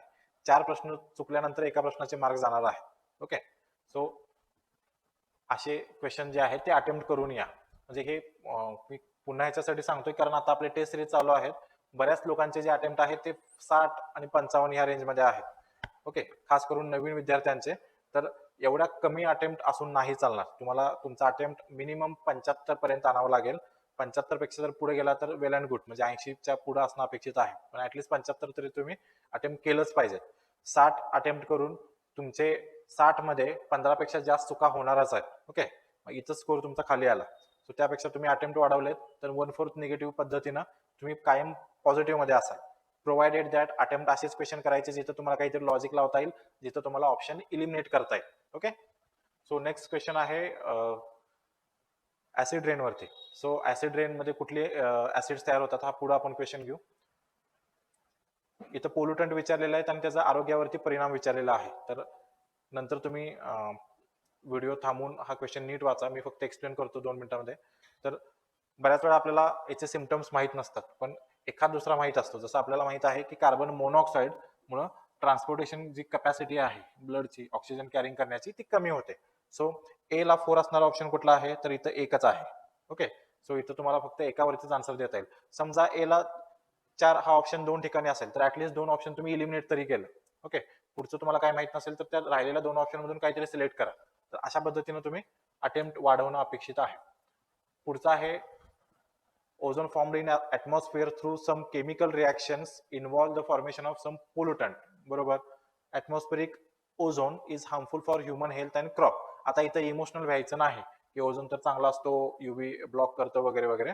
इथं काय विचारलेलं आहे वरती पोल्युटंटची संदर्भात प्रश्न आहे, तर सो इथं आपण पोल्युटंट संदर्भात ओझोन हा ह्युमन हेल्थला आणि क्रॉप ग्रोथला हार्मफुल आहे, लक्षात घ्या. ओके, सो याचा आन्सर काय, बोथ आर ट्रू येईल. थर्ड. पुढे जाऊ, पर्यावरणात राखेचे फ्लाय ॲशचे प्रदूषण कशामुळे होते? आता आपण बघितलं थर्मल पॉवर प्लांटशी संदर्भात आहे. ओके, त्यानंतर पुढे dash dash gas is formed by incomplete combustion of fossil fuel. इथं इनकम्प्लीट हा शब्द आला तर उत्तर काय येईल? Carbon monoxide. Okay, so carbon monoxide वरती बऱ्याच पद्धतीने फिरवून फिरून प्रश्न विचारलेले आहेत. हा राज्यसेवा 2018 ला प्रश्न आला होता. तर आता आपण पोल्युटंट वगैरे बघितलं तर एअर पोल्युटंट कशा पद्धतीने कंट्रोल करू शकतो? तर पहिला आहे एन्व्हायरमेंट मध्ये कधीही लक्षात ठेवा, जिथं जिथं ऍक्ट आपल्याला वाचनात येईल त्याचं इयर कंपल्सरी पाठ करा. त्याच्यावर क्वेश्चन येईल. मागच्या वेळी पण मी सांगितलं होतं आणि तसा क्वेश्चन आला होता. सो अजूनही ते व्हॅलिड आहे. एअर पोल्युशन कंट्रोल ऍक्ट जो आहे तो 1981 चा आहे. सो हे तुम्हाला पाठच पाहिजे, याला पर्याय नाही. सो प्रिव्हेंटिव्ह मेजर्स मध्ये काय येऊ शकतं? आपण चांगल्या क्वालिटीचं फ्युएल जर यूज केलं तर प्रदूषण कमी होईल. आपण जास्त इफिशियंट इंजिन वापरलं तर प्रदूषण कमी होईल. आपण इंडस्ट्रीमधले काही प्रोसेसेस मॉडिफाय केल्या तर आपण कमी करू शकतो. आपण जे काही इंडस्ट्री आहे त्याचं झोनिंग करू शकतो. इंडस्ट्री आहे ती सिटीच्या बाहेर रिलोकेट करू शकतो. त्यानंतर आपण जी धुराडी आहे, चिमणी जे आहे ते टॉल इन्स्टॉल करणं वगैरे जे आहे हे ऑलरेडी आपण करतो. कुठले साखर कारखाने घ्या किंवा कुठलेही मध्ये उद्योग घ्या, एकतर त्याच्या आजूबाजूला झाडांचं प्लांटेशन वाढवलेलं असतं आणि त्याची जी चिमणी असते, धुराडे जे असते ते खूप उंचावर असते. ओके, त्यानंतर कंट्रोल मेजर्स मध्ये काय येतात? काही आपल्याला याच्यामध्ये प्रोसेसेस आहेत, जसं थर्मल किंवा कॅटालायटिक कंबशन आहे, पुढे आपण बघतोय, किंवा पोल्युटंट नॉन टॉक्सिक फॉर्मला किंवा लेस टॉक्सिक फॉर्मला कन्वर्ट करणं. ओके, जसं काही इंडस्ट्रीमध्ये अरेस्टर्स आणि स्क्रबर्स वापरले जातात. म्हणजे ज्यावेळी धूर तयार होतो आणि तो चिमणीतून बाहेर पडत असतो तर त्यामध्ये अरेस्टर्स किंवा स्क्रबर्स बसवलेले असतात. तो धूर किंवा धुलीत त्या धुरामध्ये जे धुलीकण असतात ते शोषून घेतात. ओके, तर आपण स्क्रबर किंवा अरेस्टर म्हणतो. खूप डीप मध्ये हे विचारलं जाणार नाही त्यामुळे वरचेवर घेतोय. पुढचा आहे ऑटोमोबाईल. ह्याच्यावरती प्रश्न विचारले जातात, विचारलेला आहे.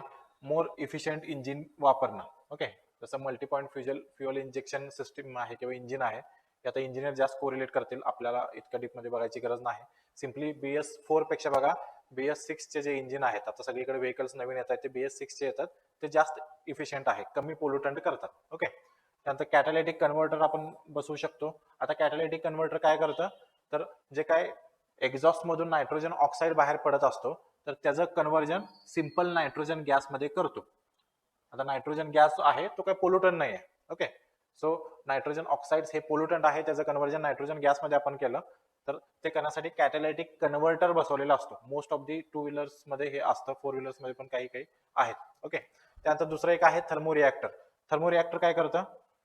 व्हेकलच्या एक्झॉस्ट मधून जे काही कार्बन मोनॉक्साईड बाहेर पडतो, तुम्ही हेवी ट्रॅफिक मध्ये, तुम्ही जर पुणे मुंबई सारख्या किंवा नागपूर सारख्या, औरंगाबाद अशा मोठ्या सिटीमध्ये राहत असाल आणि ट्रॅफिक सिग्नल असाल आणि आजूबाजूला सगळ्या गाड्या चालू असतील तर बघा तुम्हाला श्वास घ्यायला असं दमछाक झाल्यासारखं वाटतं, अनइझीनेस फील होतो.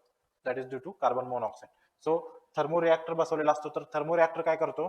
जे काय व्हेकल एक्झॉस्ट मधून कार्बन मोनॉक्साईड बाहेर पडत असतो तर त्याचं कन्व्हर्जन तो ऑक्सिजन मध्ये करतो. ओके, सर ह्याच्यावरती प्रश्न वाचारलेला आहे, तशा पद्धतीनं कॅटालायटिक कन्व्हर्टरवर विचारला जाऊ शकेल. ओके, पुढे आहे चांगल्या क्वालिटीचं. जसं आपण इंजिन इफिशियंट वापरतो तसं फ्युएल सुद्धा चांगल्या क्वालिटीचं वापरलं पाहिजे.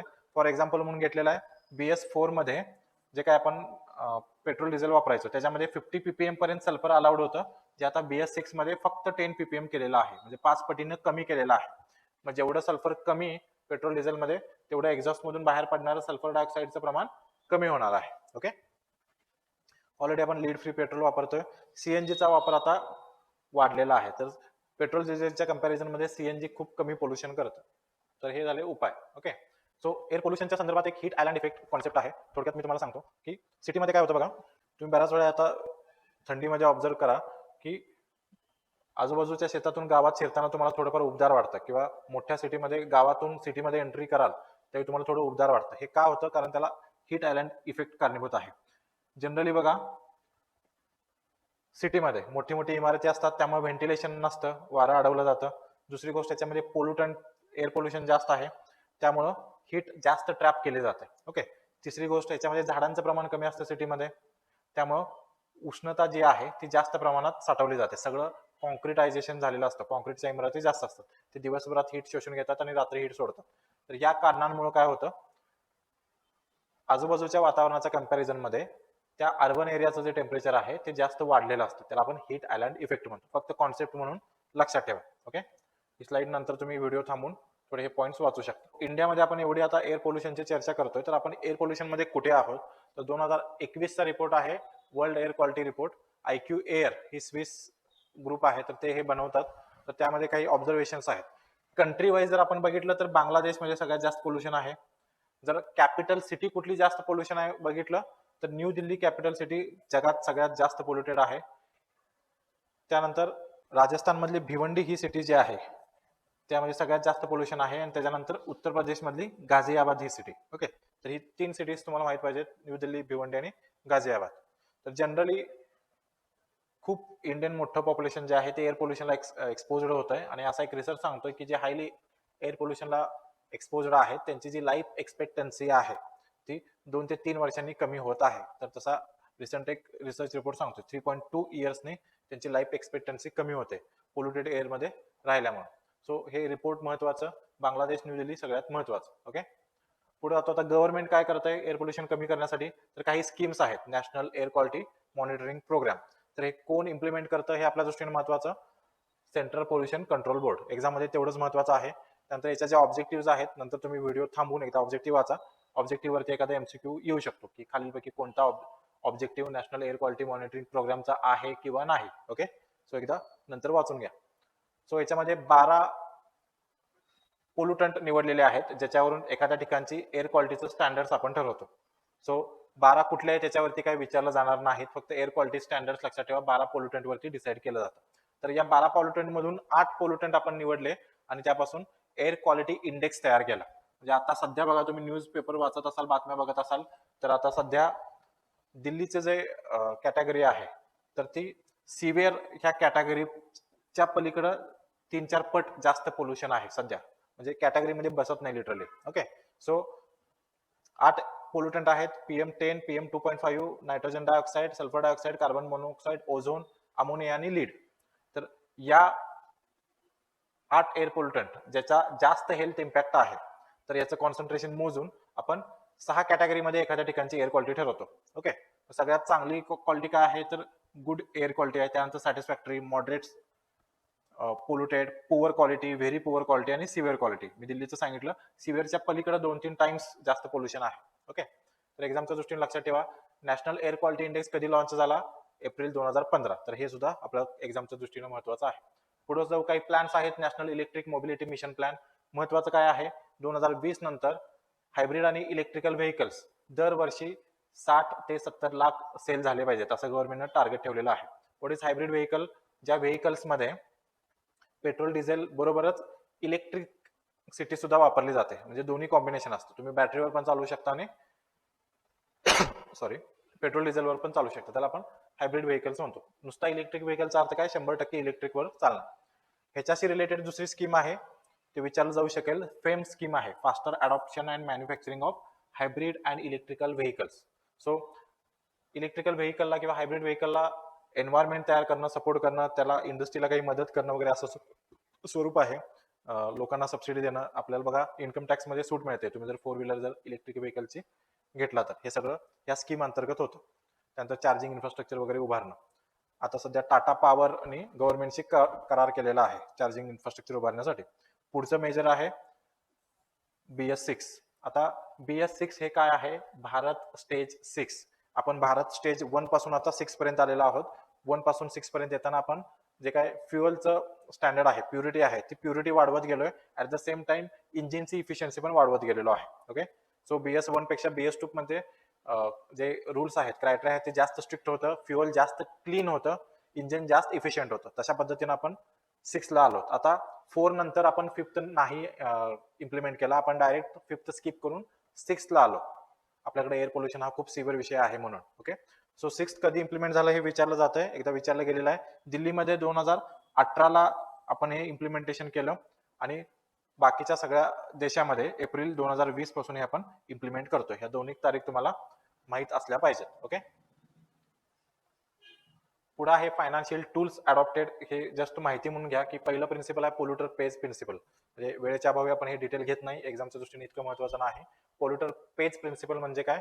जो पोल्युशन करतो, ज्याची कॅपॅसिटी आहे पे करायची, त्यानं ते पे केलंच पाहिजे. एखादी इंडस्ट्री आहे, त्याच्यामुळे पोल्युशन झालं, लोकांच्या आरोग्याला धोका पोचला, आजारी पडले, काही डेथ झाले, तर त्यांना कॉम्पेन्सेशन द्यायची जबाबदारी त्या इंडस्ट्रीची आहे, असं सुप्रीम कोर्टाने एका केसमध्ये MC मेहताने केस लढवली होती दिल्लीमध्ये. क्लोरीन गॅस लीक झालं होतं. ओके, तर त्या संदर्भात पहिल्यांदा सुप्रीम कोर्टाने हे मान्य केलं. त्यानुसार आता ह्या नुसार बरेचसे निर्णय गव्हर्नमेंट सुद्धा घेतं किंवा सुप्रीम कोर्टने सुद्धा हा वर्डिक्ट वापरून निर्णय घेतलेले आहेत. पुढचा आहे कार्बन टॅक्स. सिम्पली कार्बन टॅक्सचा अर्थ काय, जे हेवीली एअर पोल्युटिंग सोर्सेस आहेत तर त्याचा वापर डिस्करेज करण्यासाठी आपण त्याच्यावरती टॅक्स लावतो. जसं आपण जर खाणीतून 1 टन कोळसा काढला तर त्याच्यावरती गव्हर्नमेंट 400 रुपये टॅक्स लावतं, त्याला आपण कोल टॅक्स म्हणतो किंवा क्लीन एन्व्हायरमेंटल सेस म्हटलं जातं. ओके, तर याच्यातून काय होणार आहे, गव्हर्नमेंटला पैसा मिळणार आहे. तर हाच कार्बन टॅक्स मधून जो काय पैसे गव्हर्नमेंटला मिळालेत हे पैसे जे आहेत ते गव्हर्नमेंट काय करणार आहे, मोर एन्व्हायरमेंटल फ्रेंडली टेक्नॉलॉजीमध्ये वापरणार आहे. ओके, पुढचा आहे एनर्जी सेव्हिंग सर्टिफिकेट्स. काही मेजर एनर्जी इंटेन्सिव्ह इंडस्ट्रीज आहेत. कुठली अशी इंडस्ट्रीज आहेत, जसं आता सिमेंट इंडस्ट्री आहे, ओके, किंवा स्टील प्लांट असेल एखादा, तर इथं खूप मोठ्या प्रमाणामध्ये एनर्जी वापरली जाते. तर अशा ठिकाणी एनर्जी सेव्ह करण्यासाठी काही मेकॅनिझम्स दिलेले आहेत. ओके, त्यानुसार प्रत्येक अशा हेवी इंडस्ट्रीजला एनर्जी सेव्ह करायचे किंवा इफिशियन्सीचे टार्गेट दिले जातात. तर ते त्यांनी फुलफिल केलं किंवा जेवढं टार्गेट दिलेलं आहे त्यापेक्षा जास्त अचीव्ह केलं तर त्यांना एनर्जी सेव्हिंग सर्टिफिकेट अलॉट केलेले जातात, जे ते बाहेरच्या बाजारामध्ये विकून पैसे कमवू शकतात. तर अशी एक मेकॅनिझम आहे, खूप डीपमध्ये जायची गरज नाही. हे सगळे फायनान्शियल टूल्स आहेत. याच्यातून सुद्धा जो जास्त एनर्जी सेव्ह करतोय, कमी एअर पोल्युशन करतोय, त्याला रिवॉर्ड मिळतो, आणि जो जास्त एअर पोल्युशन करणार आहे त्याला साहजिकच शिक्षा मिळणार आहे. ओके, शिक्षा म्हणजे त्याला ते फाईन बसणार आहे. सो सिटीज मध्ये मेजर एअर पोल्युशनचा का प्रॉब्लेम आहे पहिलं, आणि आपल्याला काय करता येईल, आपण दिल्ली सिटी समोर ठेवून बघतो. तर पहिलं आहे ट्रॅफिक आणि व्हेकलची संख्या कमी झाली पाहिजे. दुसरं डिझेलायझेशन, म्हणजे डिझेल व्हेकल्सचं प्रमाण आपल्याकडे खूप जास्त आहे. 4 व्हीलर बरेचसे डिझेल्सवरचे आहेत. मेन म्हणजे ट्रक ट्रान्सपोर्टेशन आहे ते अख्खा डिझेलवर चालतो. बसेस असतील, मोठ्या ज्या व्हेकल्स आहेत त्या सगळ्या डिझेलवरती आहेत. ओके, तर आपण डिझेलची जी संख्या आहे डिझेल व्हेकलची ती कमी केली पाहिजे. त्यानंतर इंटिग्रेटेड पब्लिक ट्रान्सपोर्ट आपल्याला प्रमोट केलं पाहिजे. जसं वॉकवेज आहेत, तिथंच मेट्रो, सायकलिंग आहे तिथंच मेट्रो पण आहे. ओके, पब्लिक ट्रान्सपोर्ट इफिशियन्सी आहे. तर हे सगळं इंटिग्रेटेड पब्लिक ट्रान्सपोर्टमध्ये येतं. सिटीमध्ये वॉकिंग आणि सायकलिंग फॅसिलिटेट केलं पाहिजे. जे टॅक्स पोल्युटिंग मोड्स आहेत, जसं आता डिझेल व्हेकल जास्त पोल्युशन करतात तर त्यांना हेवी टॅक्स लादला पाहिजे.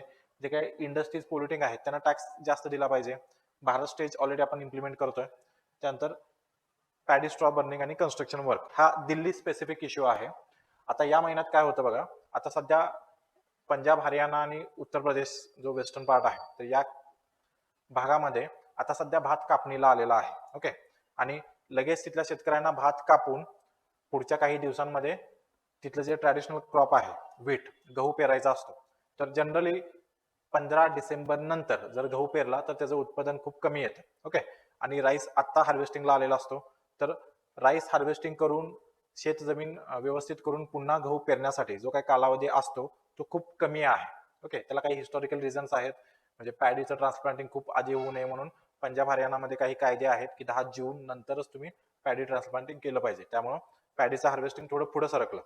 त्यामुळं व्हीटचं सोईंग आणि पॅडीचं हार्वेस्टिंग याच्यामध्ये गॅप खूप कमी राहिला. ओके, तर एक मेन रिझन आहे.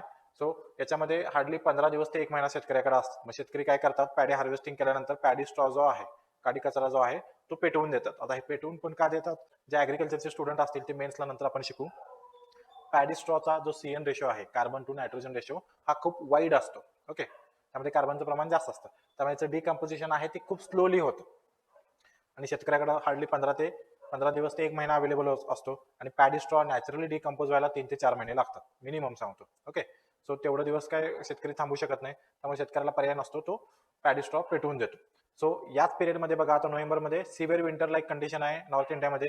सो जे काही दिल्ली सिटीमध्ये व्हेकल्स आहेत, इंडस्ट्री आहेत, पोल्युशन करतात, तो वारा, पोल्युटेड एअर जो आहे तो आता दिल्लीच्या सिटीतच राहणार आहे, कारण खेळता वारा नाही. विंटरमध्ये एअर मुवमेंट एकदम कमी असते. तुम्ही आता ऑब्झर्व करू शकता. तुम्ही पहाटे कधी उठला, नदी किनारी गेला, इव्हन सिटीमध्ये पण बघा नदी जात असेल तर नदीच्या वरती जे धुकं आलेलं असतं ते स्टॅटिक असतं, कुठंच मूव्ह होत नसतं, इतकी हवा थांबलेली असते. सो जे काही एअर पोल्युशन आहे ते सिटीजमध्ये राहतात.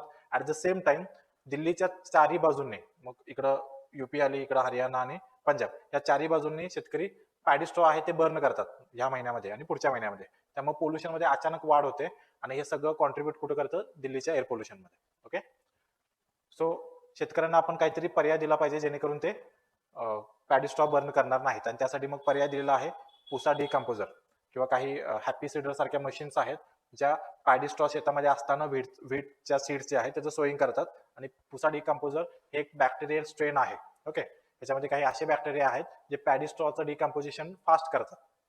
याचा वापर आता वाढत चाललेला आहे आणि त्याचे खूप चांगले रिझल्ट मिळतात. ओके, सो हे दोन तुम्हाला माहित पाहिजे. दुसरं कन्स्ट्रक्शन वर्क जे आहे, आता बघा दिल्लीमध्ये सध्या कन्स्ट्रक्शन वर्कला सुद्धा बॅन केलेलं आहे. ओके, त्यानंतर जी पोल्युटिंग इंडस्ट्री आहे ते सिटीच्या बाहेर आपण हे करायचं. त्यानंतर आता दिल्ली गव्हर्नमेंटनं बघा स्मॉग टावर्स बसवलेले आहेत. दिल्लीचे जे काही मेजर एरिया आहे जसं कॅनॉट प्लेस आहे तर अशा ठिकाणी स्मॉग टावर्स बसलेले आहेत. ते काय करतं, पोल्युटेड एअर घेतं, फिल्ट्रेशनच्या प्रोसेसमध्ये प्युअर एअर बाहेर ठेवतं. ही आता तात्पुरती व्यवस्था आहे पण सध्या याला पर्याय नाही. ओके, सो हे सगळं दिल्ली एअर पोल्युशनच्या संदर्भात येतं. त्याच्यावरती प्रश्न काय विचारलाय बघा, 1 एप्रिल 2018 रोजी BS6 इंधन वापरणारे पहिलं शहर ऑफकोर्स दिल्ली आहे. ओके, बघितलं होतं आपण आता. खालीलपैकी हवा प्रदूषणाचे प्रतिबंधक उपाय: ऊर्जेचा कमी वापर, अधिक सक्षम वापर, सौर व पवन ऊर्जेचा वापर, प्रदूषण सहनशील व्यक्तींची मधून वनस्पतींची लागवड करणे. सो वरीलपैकी सर्व हे सगळे प्रतिबंधात्मक उपाय आहेत. एकदम सोपा क्वेश्चन आहे, कन्सेप्च्युअल क्वेश्चन आहे. पुढचं, मोटार वाहनातील धूर सोडणाऱ्या नळीच्या शेवटी बसवलेल्या डॅश डॅशमुळे बाहेर पडणाऱ्या कार्बन मोनॉक्साईडचे रूपांतर शुद्ध ऑक्सिजन मध्ये होतं. आपण आता जस्ट बघितलं त्याला आपण थर्मो रिॲक्टर म्हणतो. ओके, या मशीनमुळे. पुढे बघा, पोल्युशन रिलेटेड तुम्हाला करंट अफेअर्सला असे क्वेश्चन्स येऊ शकतात, त्यामुळे हा क्वेश्चन्स मी स्लाइड मध्ये घेतलाय.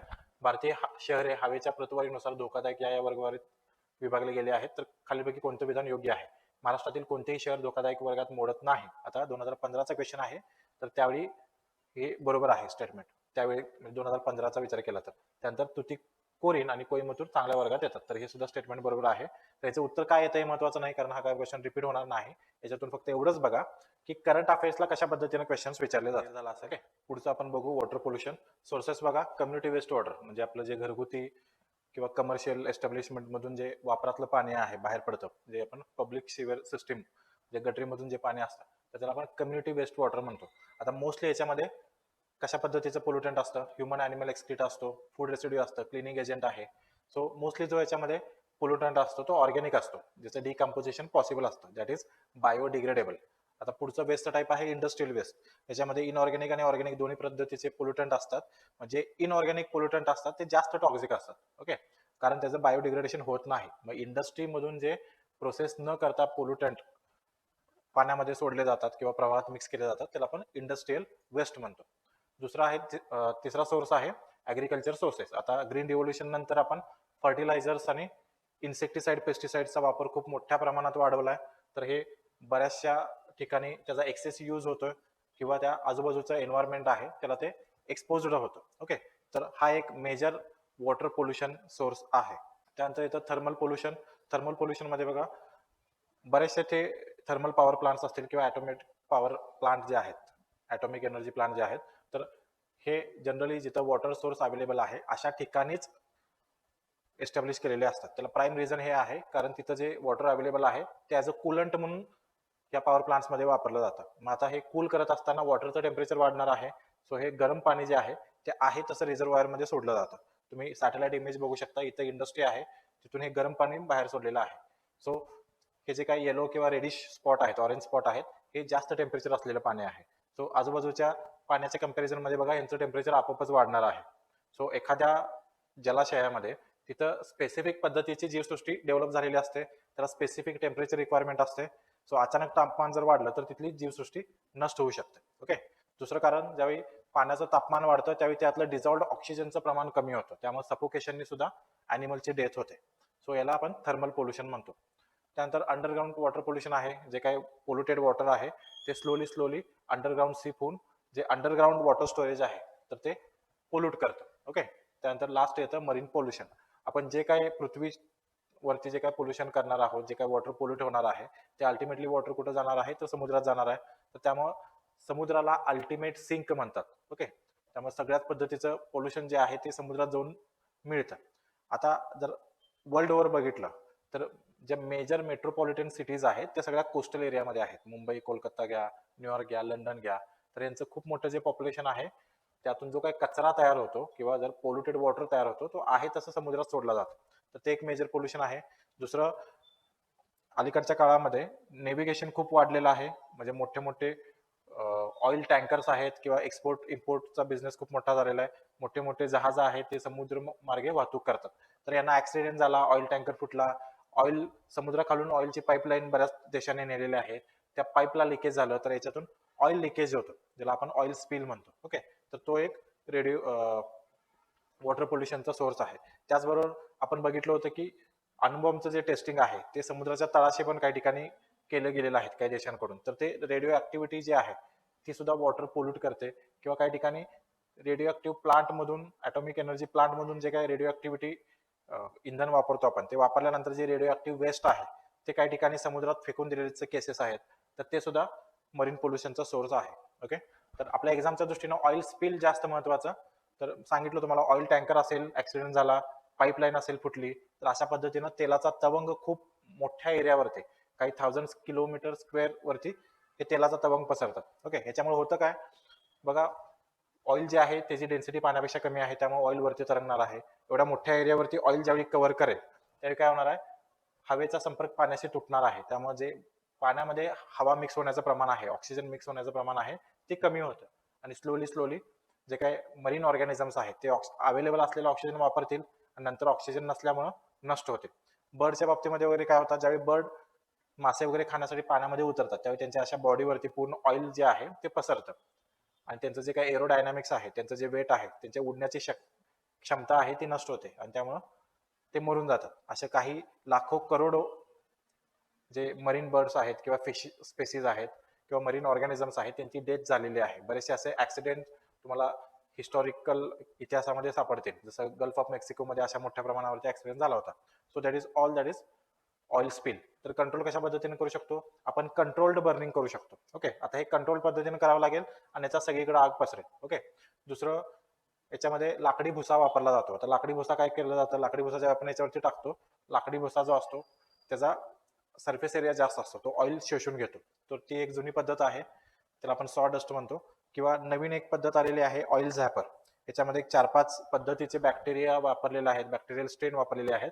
आता हे बॅक्टेरिया काय करतात, तर ते ऑइल खायचं काम करतात. म्हणजे त्यांचं ऑइल हे अन्न आहे, ऑइल ते कन्झम्पशन करून त्यांचं डिग्रेडेशन घडवून आणतात. ओके, तर तशा पद्धतीचं एक फॉर्म्युलेशन बनवलेलं आहे ऑइल झॅपर. तर एवढ्या गोष्टी एक्झामच्या दृष्टीनं महत्वाच्या आहेत. ओके, पुढे जाऊ आपण. दुसरं वॉटर पोल्युशन मध्ये कॉन्सेप्ट येते ओसिन ऍसिडिफिकेशन. आता आतापर्यंत जर समुद्राचं पीएच, समुद्राच्या पाण्याचं बघितलं तर ते 8.5च्या आसपास होतं.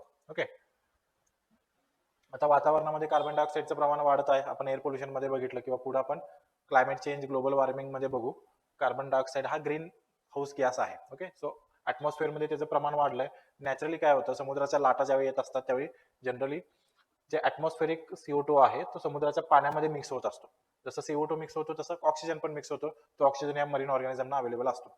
आता ज्यावेळी कार्बन डायऑक्साईड समुद्राच्या पाण्यामध्ये मिक्स होतो त्यावेळी कार्बॉनिक ऍसिड तयार होतो. जर डे टू डे लाईफचं एक्झाम्पल घ्यायचं असेल तर आपण थम्सअप, कोको कोला वगैरे पितो, तर त्याला जी टेस्ट येते ती काय येते, कारण अंडर प्रेशर पाण्यामध्ये कार्बन डायऑक्साईड आपण मिक्स केलेला असतो. तर तो कार्बॉनिक ऍसिडमुळे तशी टेस्ट येते. ओके, सो ही नैसर्गिक प्रक्रिया आहे. तर आता काय झालं, काय बदल झाला, तर वातावरणामध्ये कार्बन डायऑक्साईडचं प्रमाण वाढलं, त्यामुळे समुद्राच्या पाण्यामध्ये कार्बन डायऑक्साईड मिक्स व्हायचं प्रमाण वाढलं, त्यामुळे समुद्रामध्ये कार्बॉनिक ऍसिड तयार व्हायचं प्रमाण वाढलं.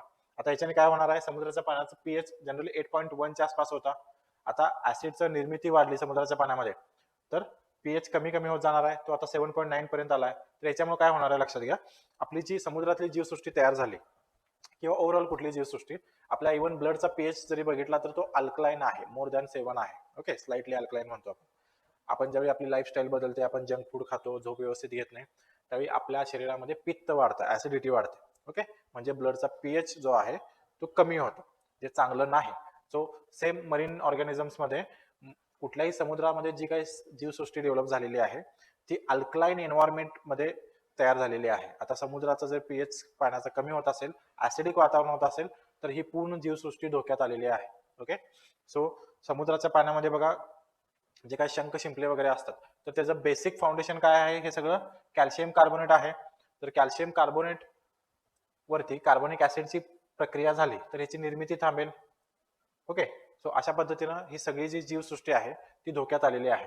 सो ह्याच्यावरती फायटोप्लॅन्क्टन आहेत, फायटोप्लॅन्क्टन वरती अवलंबून असणारे जो प्लॅन्क्टन आहे त्याच्यावरती अवलंबून असणारे छोटे फिश आहेत, मोठे फिश आहेत, त्यानंतर बर्ड्स आहेत, ही सगळी फूड चेन धोक्यात आलेली आहे.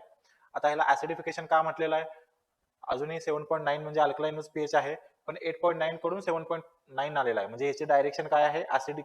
ऍसिडिटीकडे चालली आहे, त्यामुळे याला ओसिन ऍसिडिफिकेशन म्हटलं जातं. ओके, तर कन्सेप्ट म्हणून लक्षात ठेवा, विचारलं जाऊ शकेल.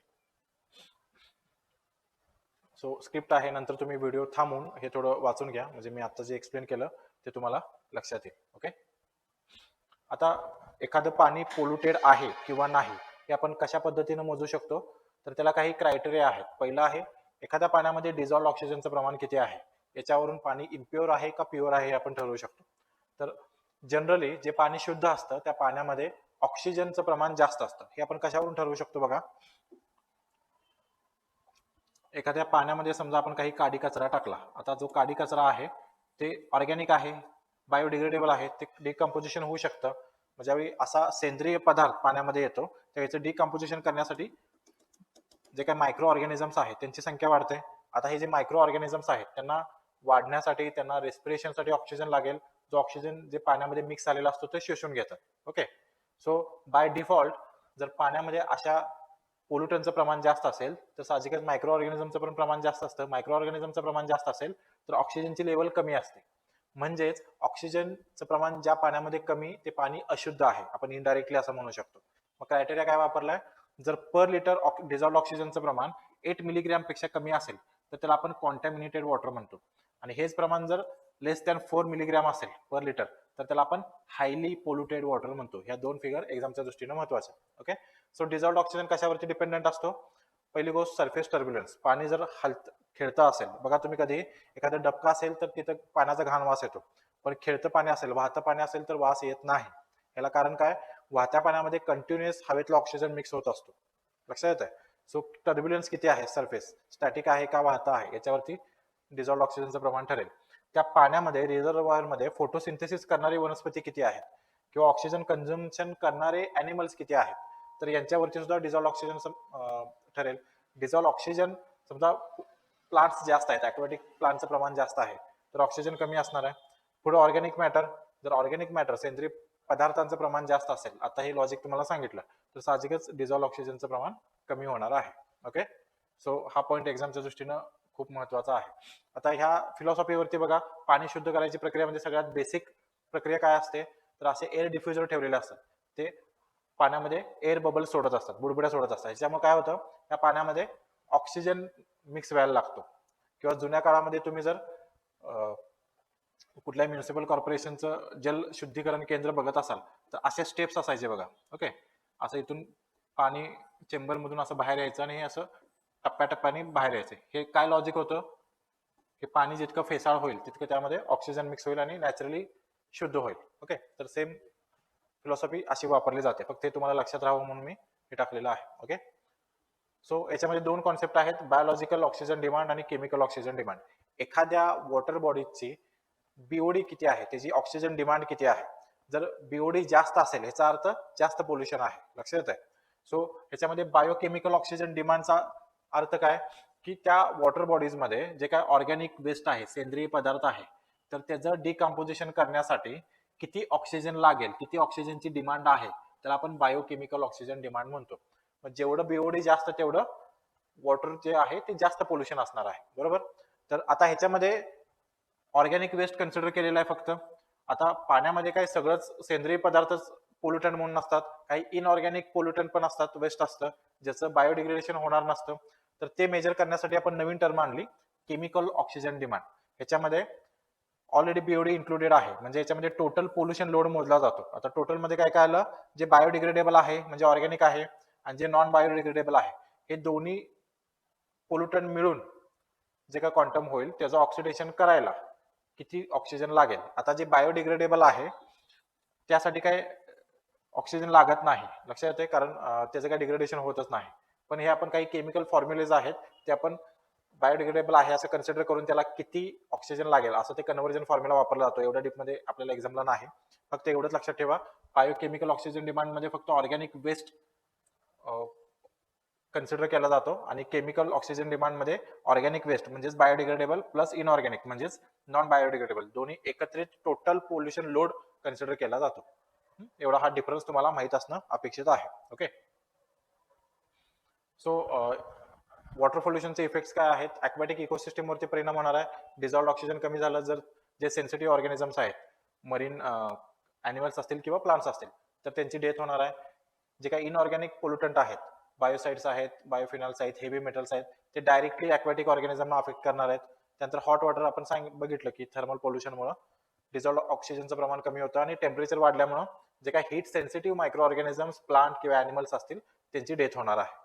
हे डायरेक्ट इफेक्ट झाला. दुसरा याच्याशी संदर्भाने येणारी कॉन्सेप्ट आहे ती आहे युट्रोफिकेशन. आता युट्रोफिकेशन काय? वॉटर पोल्युशन मध्ये आपण बघितलं की एक मेजर सोर्स आहे ॲग्रिकल्चर सोर्स, ज्याच्यामध्ये आपण खूप जास्त फर्टिलायझर्स वापरतो. मोर स्पेसिफिकली आपल्याकडे सगळ्यात जास्त फर्टिलायझर आपण काय वापरतो? युरिया, जो नायट्रोजनचा सोर्स आहे. तर युरिया बघा पाण्यामध्ये विरघळतो. जर प्रमाणापेक्षा जास्त वापरला तर तो इरिगेटेड वॉटर बरोबर रिझर्वॉयर मध्ये जातो, जवळच्या ओढ्यात जाईल, ओढ्यातून लेक असेल तर लेक मध्ये जाईल किंवा नदीमध्ये जाईल. तर ह्या केसमध्ये काय होतं? हे नॉर्मल जर आपण तळं धरलं तर इथं काय होणार आहे? अचानक न्यूट्रिएंट रिच पोल्युटंट जर इकडं आलं, आपण ह्या केसमध्ये घेऊ नायट्रोजनचं एक्झाम्पल, तर नायट्रोजनचं प्रमाण अचानक या वॉटर बॉडीज मध्ये वाढलं तर काय होणार आहे? नायट्रोजन आपल्याला माहित आहे की ग्रीन ग्रोथ प्रमोट करतं. बघा तुम्ही युरिया जरा टाकलं तरी लगेच प्लांट ग्रीन दिसायला लागतं.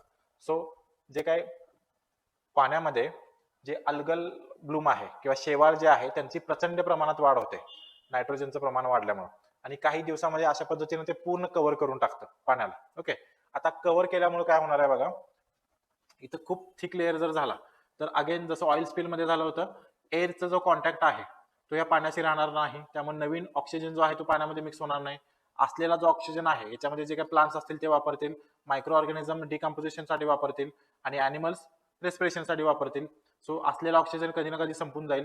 मग ह्याच्यामध्ये पूर्णपणे अनएरोबिक कंडिशन तयार होते. त्यामुळे इथं जे नॅचरली नेटिव्ह प्लांट्स असतील, अॅनिमल्स असतील, ऑर्गॅनिझम्स असतील, यांची पूर्ण डेथ होते आणि अशा ऑर्गॅनिझम्सची एंट्री होते ज्यांना कमी किंवा ऑक्सिजन नसला तरी चालू शकतं. ओके. सो या प्रोसेसला म्हटलं जातं युट्रोफिकेशन. तर याच्यामध्ये काय काय होणार आहे?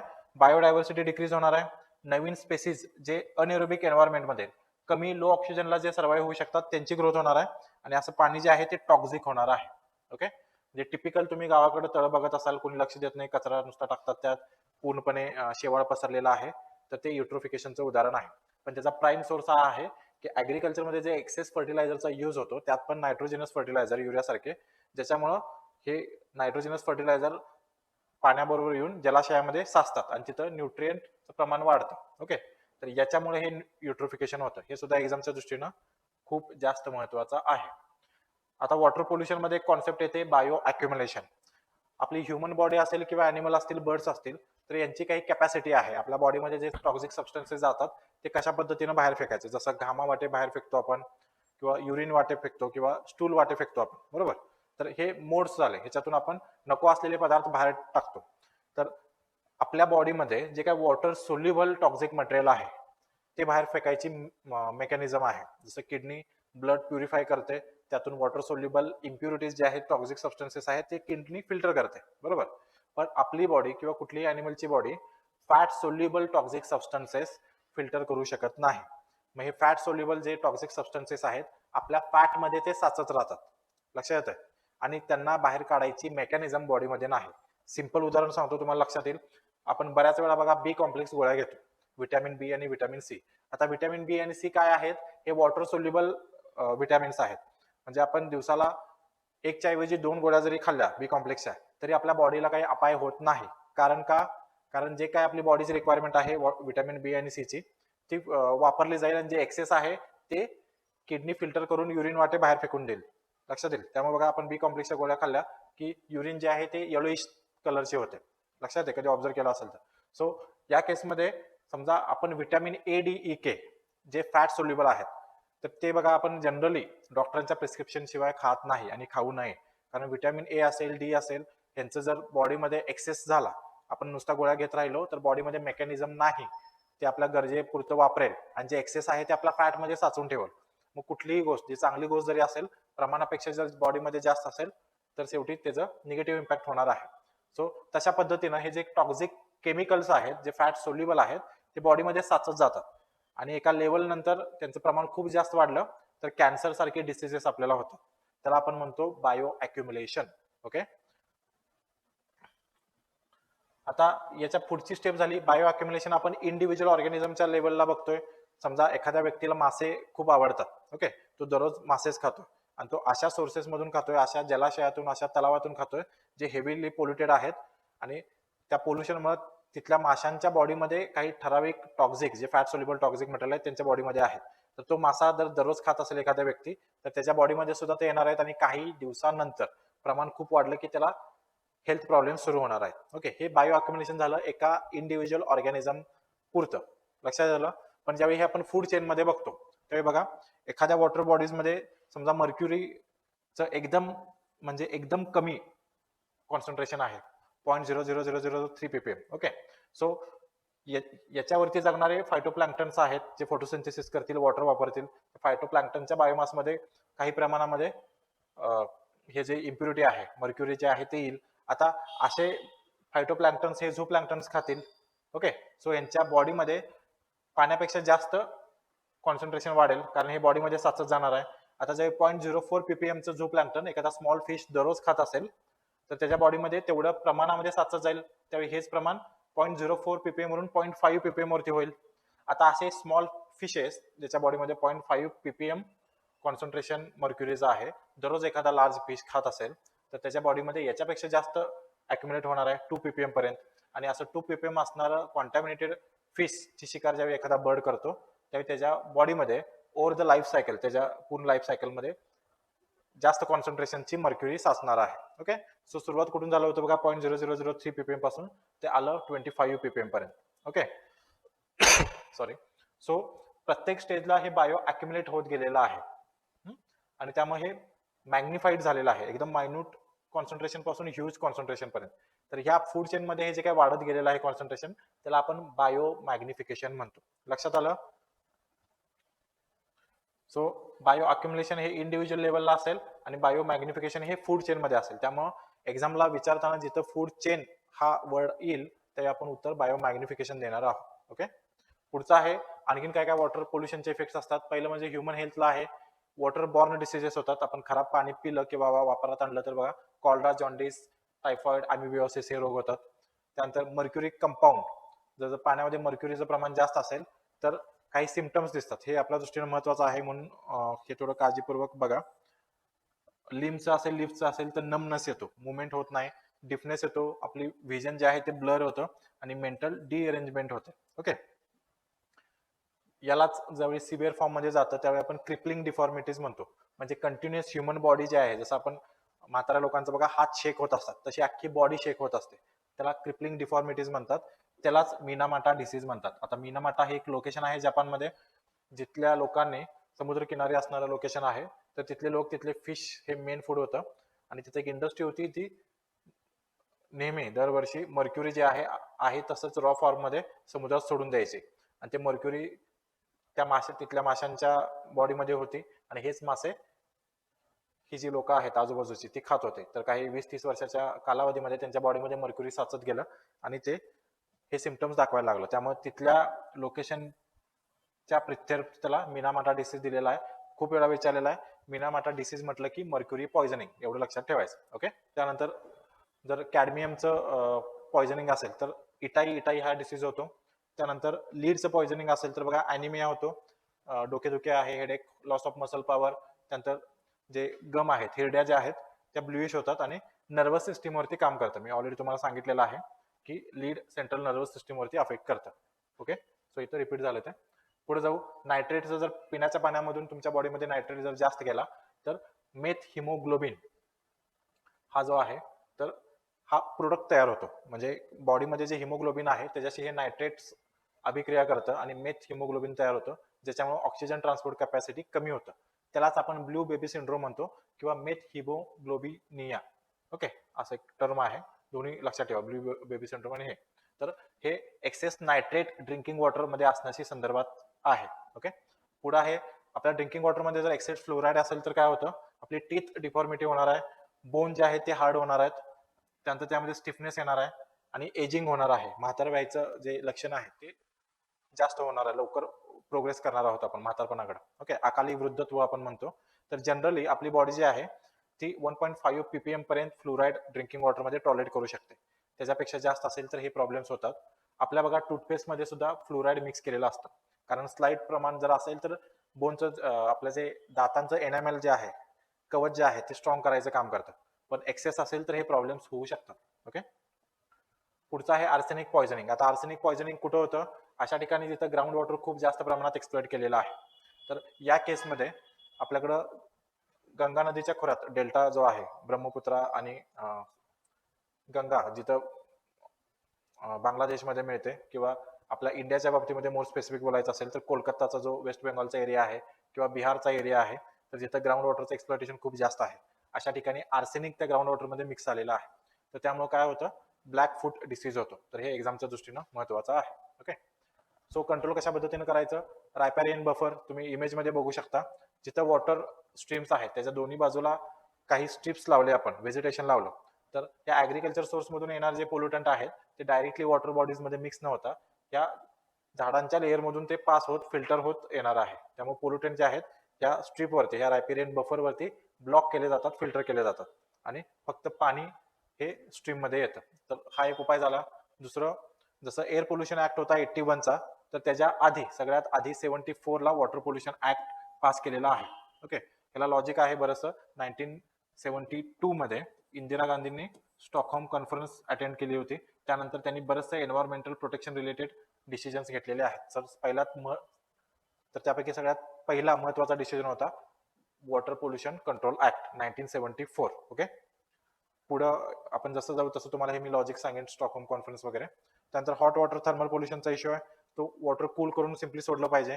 त्यानंतर डोमेस्टिक क्लिनिंग वगैरे जे आहे हे तुम्ही वाचून घ्या. आता हे काय कपडे धुणी वगैरे धुणं नदी किनारे वगैरे इतकं मोठ्या प्रमाणात होत नाही, हे आधी इश्यू होता. ओके, सो एक्सेसिव्ह फर्टिलायझर आणि पेस्टिसाइड आहे, त्यासाठी integrated nutrient management, integrated pest management, organic agriculture वगैरे हे टर्म्स तुम्ही ॲज अ ॲग्रिकल्चर ग्रॅज्युएट तुम्ही हे वाचला असाल, त्यामुळे काही एक्सप्लेन करत नाही. इथं एक्झामच्या दृष्टीने महत्वाचं आहे वॉटर हायसिन. जलपर्णी तुम्ही बऱ्याचशा नदीमध्ये वाढलेली बघितली असाल. हे का वाढतं? कारण पाणी जे आहे ते हेवीली पोल्युटेड असतं, तर अशा ठिकाणी जलपर्णीची वाढ जास्त होते. सो जलपर्णी असणं हे इंडिकेटर आहे की नदी पोल्युटेड आहे. पण थोडं दुसऱ्या अँगलनी बघितलं तर वॉटर हायसिन जलपर्णी जी आहे ती वॉटर बॉडीमधील हेवी मेटल्स शोषून घ्यायचं काम करते. सो त्या अँगलनी जर बघितलं तर हेवी मेटल्सचं प्रमाण वॉटर बॉडीमधून कमी होतं. ओके, सो हा एक, पण असं नाही आहे की एखाद्या ठिकाणी वॉटर पोल्युशन आहे तर वॉटर हायसिन्स लावा आणि पूर्ण वॉटर बॉडी जे आहे ते पोल्युशन त्याचा तुम्ही लगेच कमी करू शकाल. ही फक्त एक थेरॉटिकल गोष्ट आहे. ओके, पुढे आहे ऑइल स्पिलसाठी तुम्हाला सांगितलं की ऑइल झॅपर वगैरे वापरतो, सॉइल सॉडस्ट वापरतो. तर तशाच पद्धतीनं ब्रेगोली नावाचं एक प्रोडक्ट आहे, हे सुद्धा पेपर इंडस्ट्रीमधून बाय प्रोडक्ट तयार होतं. फक्त नाव लक्षात ठेवा, सॉडस्ट सारखंच आहे. ओके, सो त्या पद्धतीने आपण ऑइल स्पिल कमी करू शकतो. सो ऍसिड रेन आपण ओझरचा उल्लेख केला होता. तर ऍसिड रेन बघा, ज्यावेळी एअर पोल्युशन मध्ये नायट्रोजन डायऑक्साईड NO2 वातावरणात सोडला जातो आणि ज्यावेळी पाऊस पडतो, पाऊस म्हणजे काय, सिम्पली पाणी आहे, H2O, तर यांची प्रक्रिया होऊन नायट्रिक ऍसिड तयार होतं, HNO3. ओके, सिंपल फॉर्म्युला आहे. त्याच पद्धतीनं ज्यावेळी एअर पोल्युशन मध्ये सल्फर डायऑक्साईड वातावरणामध्ये सोडला जातो आणि त्याची ज्यावेळी पावसाच्या पाण्याची अभिक्रिया होते, रिएक्शन होते, त्यावेळी सल्फ्युरिक ऍसिड तयार होतो. आता या पावसाच्या पाण्यामध्ये नायट्रिक ऍसिड आणि सल्फ्युरिक ऍसिड मिक्स झाल्यानंतर वीक ऍसिड तयार होतो. बरोबर, साहजिकच पाण्याचं प्रमाण जास्त आहे ऍसिड निर्मितीपेक्षा. मग अगदीच काय, जसं आपण लॅबमध्ये कॉन्सन्ट्रेटेड H2SO4 बघितलेला आहे, तर तेवढं तर ते काही कॉन्सन्ट्रेटेड नसणार आहे, डायल्युटेड असणार आहे, पण ऍसिडिक नेचरचं असणार आहे. सो ज्यावेळी असं पावसाचं पाणी ज्याच्यामध्ये H2SO4 आणि नायट्रिक ऍसिड आहे, तर यांचं प्रमाण वाढेल, त्याला आपण ऍसिड रेन म्हणतो. तुम्ही इमेजमध्ये बघू शकता, युरोपमध्ये असे काही ऍसिड रेन झाल्याचे उदाहरणं आहेत. पूर्ण फॉरेस्टचं जे फॉलेज आहे ते गळून पडतं, ओके, ऍसिडमुळे. सो इंडियामध्ये काही प्रमाणात हे रेकॉर्डेड झालेलं आहे, पण अजून तरी खूप सिव्हिअर इम्पॅक्ट नाही. याच्यावरती एक्झामला खूप वेळा क्वेश्चन विचारलेला आहे. महत्वाचं काय, H2SO4 आणि HNO3, सल्फ्युरिक ऍसिड आणि नायट्रिक ऍसिड, हे दोन ऍसिड्स तयार होतात.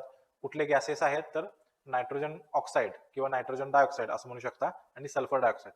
हे चार तुम्हाला, दोन एअर पोल्युटंट आणि दोन ऍसिड्सची नावं तुम्हाला माहित पाहिजे. ओके, सो याच्यामध्ये प्रश्न विचारला गेलेला आहे, भारतीय लोकांचे आरोग्य खालवण्यास खालीलपैकी कोणता महत्वाचा घटक कारणीभूत आहे?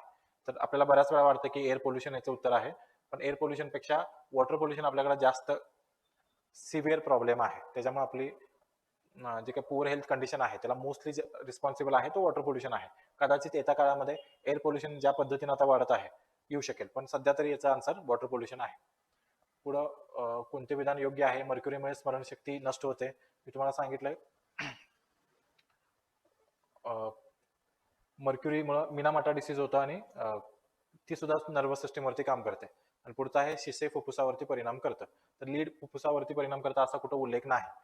ओके, सो याचा आन्सर फक्त अ येईल. पुढे आहे जपान आणि स्वीडनमध्ये मिनामाटा रोगाचा उद्रेक कशामुळे वगैरे झाला. सिंपल आपण चर्चा केली, पाऱ्याचा कचरा, त्याला आपण मर्क्युरी वेस्ट म्हणतो. नंतर थोडं स्लाइड थांबून तुम्ही बघा, व्हिडिओ थांबून. कीड रोगनाशकांचा अधिक वापर केल्यास होणारे परिणाम. ओके, सो इथं नीट प्रश्न वाचायचा. कीड रोगनाशकांचा अधिक वापर म्हटलेला आहे, फर्टिलायझरचा अधिक वापर किंवा खतांचा अधिक वापर म्हटलेला नाही. खतांचा जर अधिक वापर असेल तर काय होणार आहे? युट्रोफिकेशन होणार आहे. जर कीड रोगनाशकांचा अधिक वापर केल्यास आपल्या बॉडीमध्ये बायो अक्युमुलेट होतील किंवा त्या फूड चेनमध्ये बायो मॅग्निफाय होतील. त्यामुळं याचा आन्सर 2 येतं. बऱ्याचदा आपल्याला माहित असून सुद्धा गडबडीमध्ये आपण पेपरमध्ये टेन्शनमध्ये चुकीचा आन्सर क्लिक करतो. तर प्रश्न काय विचारलाय हे व्यवस्थित वाचा. त्यासाठी तुम्ही टेस्ट सिरीज मॅक्झिमम सोडवणं, एमसीक्यू मॅक्झिमम सोडवणं अपेक्षित आहे. सो मानवी आरोग्यावर फ्लोराईड युक्त पाण्याचा होणारा परिणाम म्हणजे आता आपण जस्ट बघितलंय अकाली वृद्धत्व. ओके, एजिंगची प्रक्रिया फास्ट होते. कोणत्या कारखान्याच्या सांडपाण्यामध्ये अँथ्रॅक्स बॅसिली हे रोगजंतू आढळतात? आता याचं उत्तर बऱ्याच लोकांना त्यावेळी आलेलं नसणार. राज्यसेवा मुख्य 13ला विचारलेलं आहे, पण ऍग्रिकल्चरच्या स्टुडंटनी काही लॉजिक लावू शकतात. म्हणजे अँथ्रॅक्स हा डिसीज आहे लाईव्ह स्टॉकचा, अॅनिमलचा, बरोबर. सो एवढं जरी तुम्हाला माहित असेल तर त्या लॉजिकने बघा, अॅनिमल रिलेटेड याच्यामध्ये कुठला उद्योग आहे? सिम्पली कातडी कमवण्याचा उद्योग. ओके, कातडी कमवण्याचा उद्योग जो आहे कानपूर सारख्या ठिकाणी जो चर्म उद्योग आहे तर त्याच्याशी रिलेटेड आहे. ओके, तर असे काही गुगली क्वेश्चन्स येतील ज्याचे आन्सर मोस्ट ऑफ द लोकांना येणार नाही. पण इथं तुम्ही जर काहीतरी लॉजिक लावून आन्सर पर्यंत आला, ऑप्शन्स इलिमिनेट करायला शिकला तर तुम्हाला जनरल मेरिटमध्ये तेवढा एखाद्या मार्काचा ऍडव्हान्टेज राहतो. ओके, त्यासाठी एमसीक्यूची प्रॅक्टिस महत्वाची.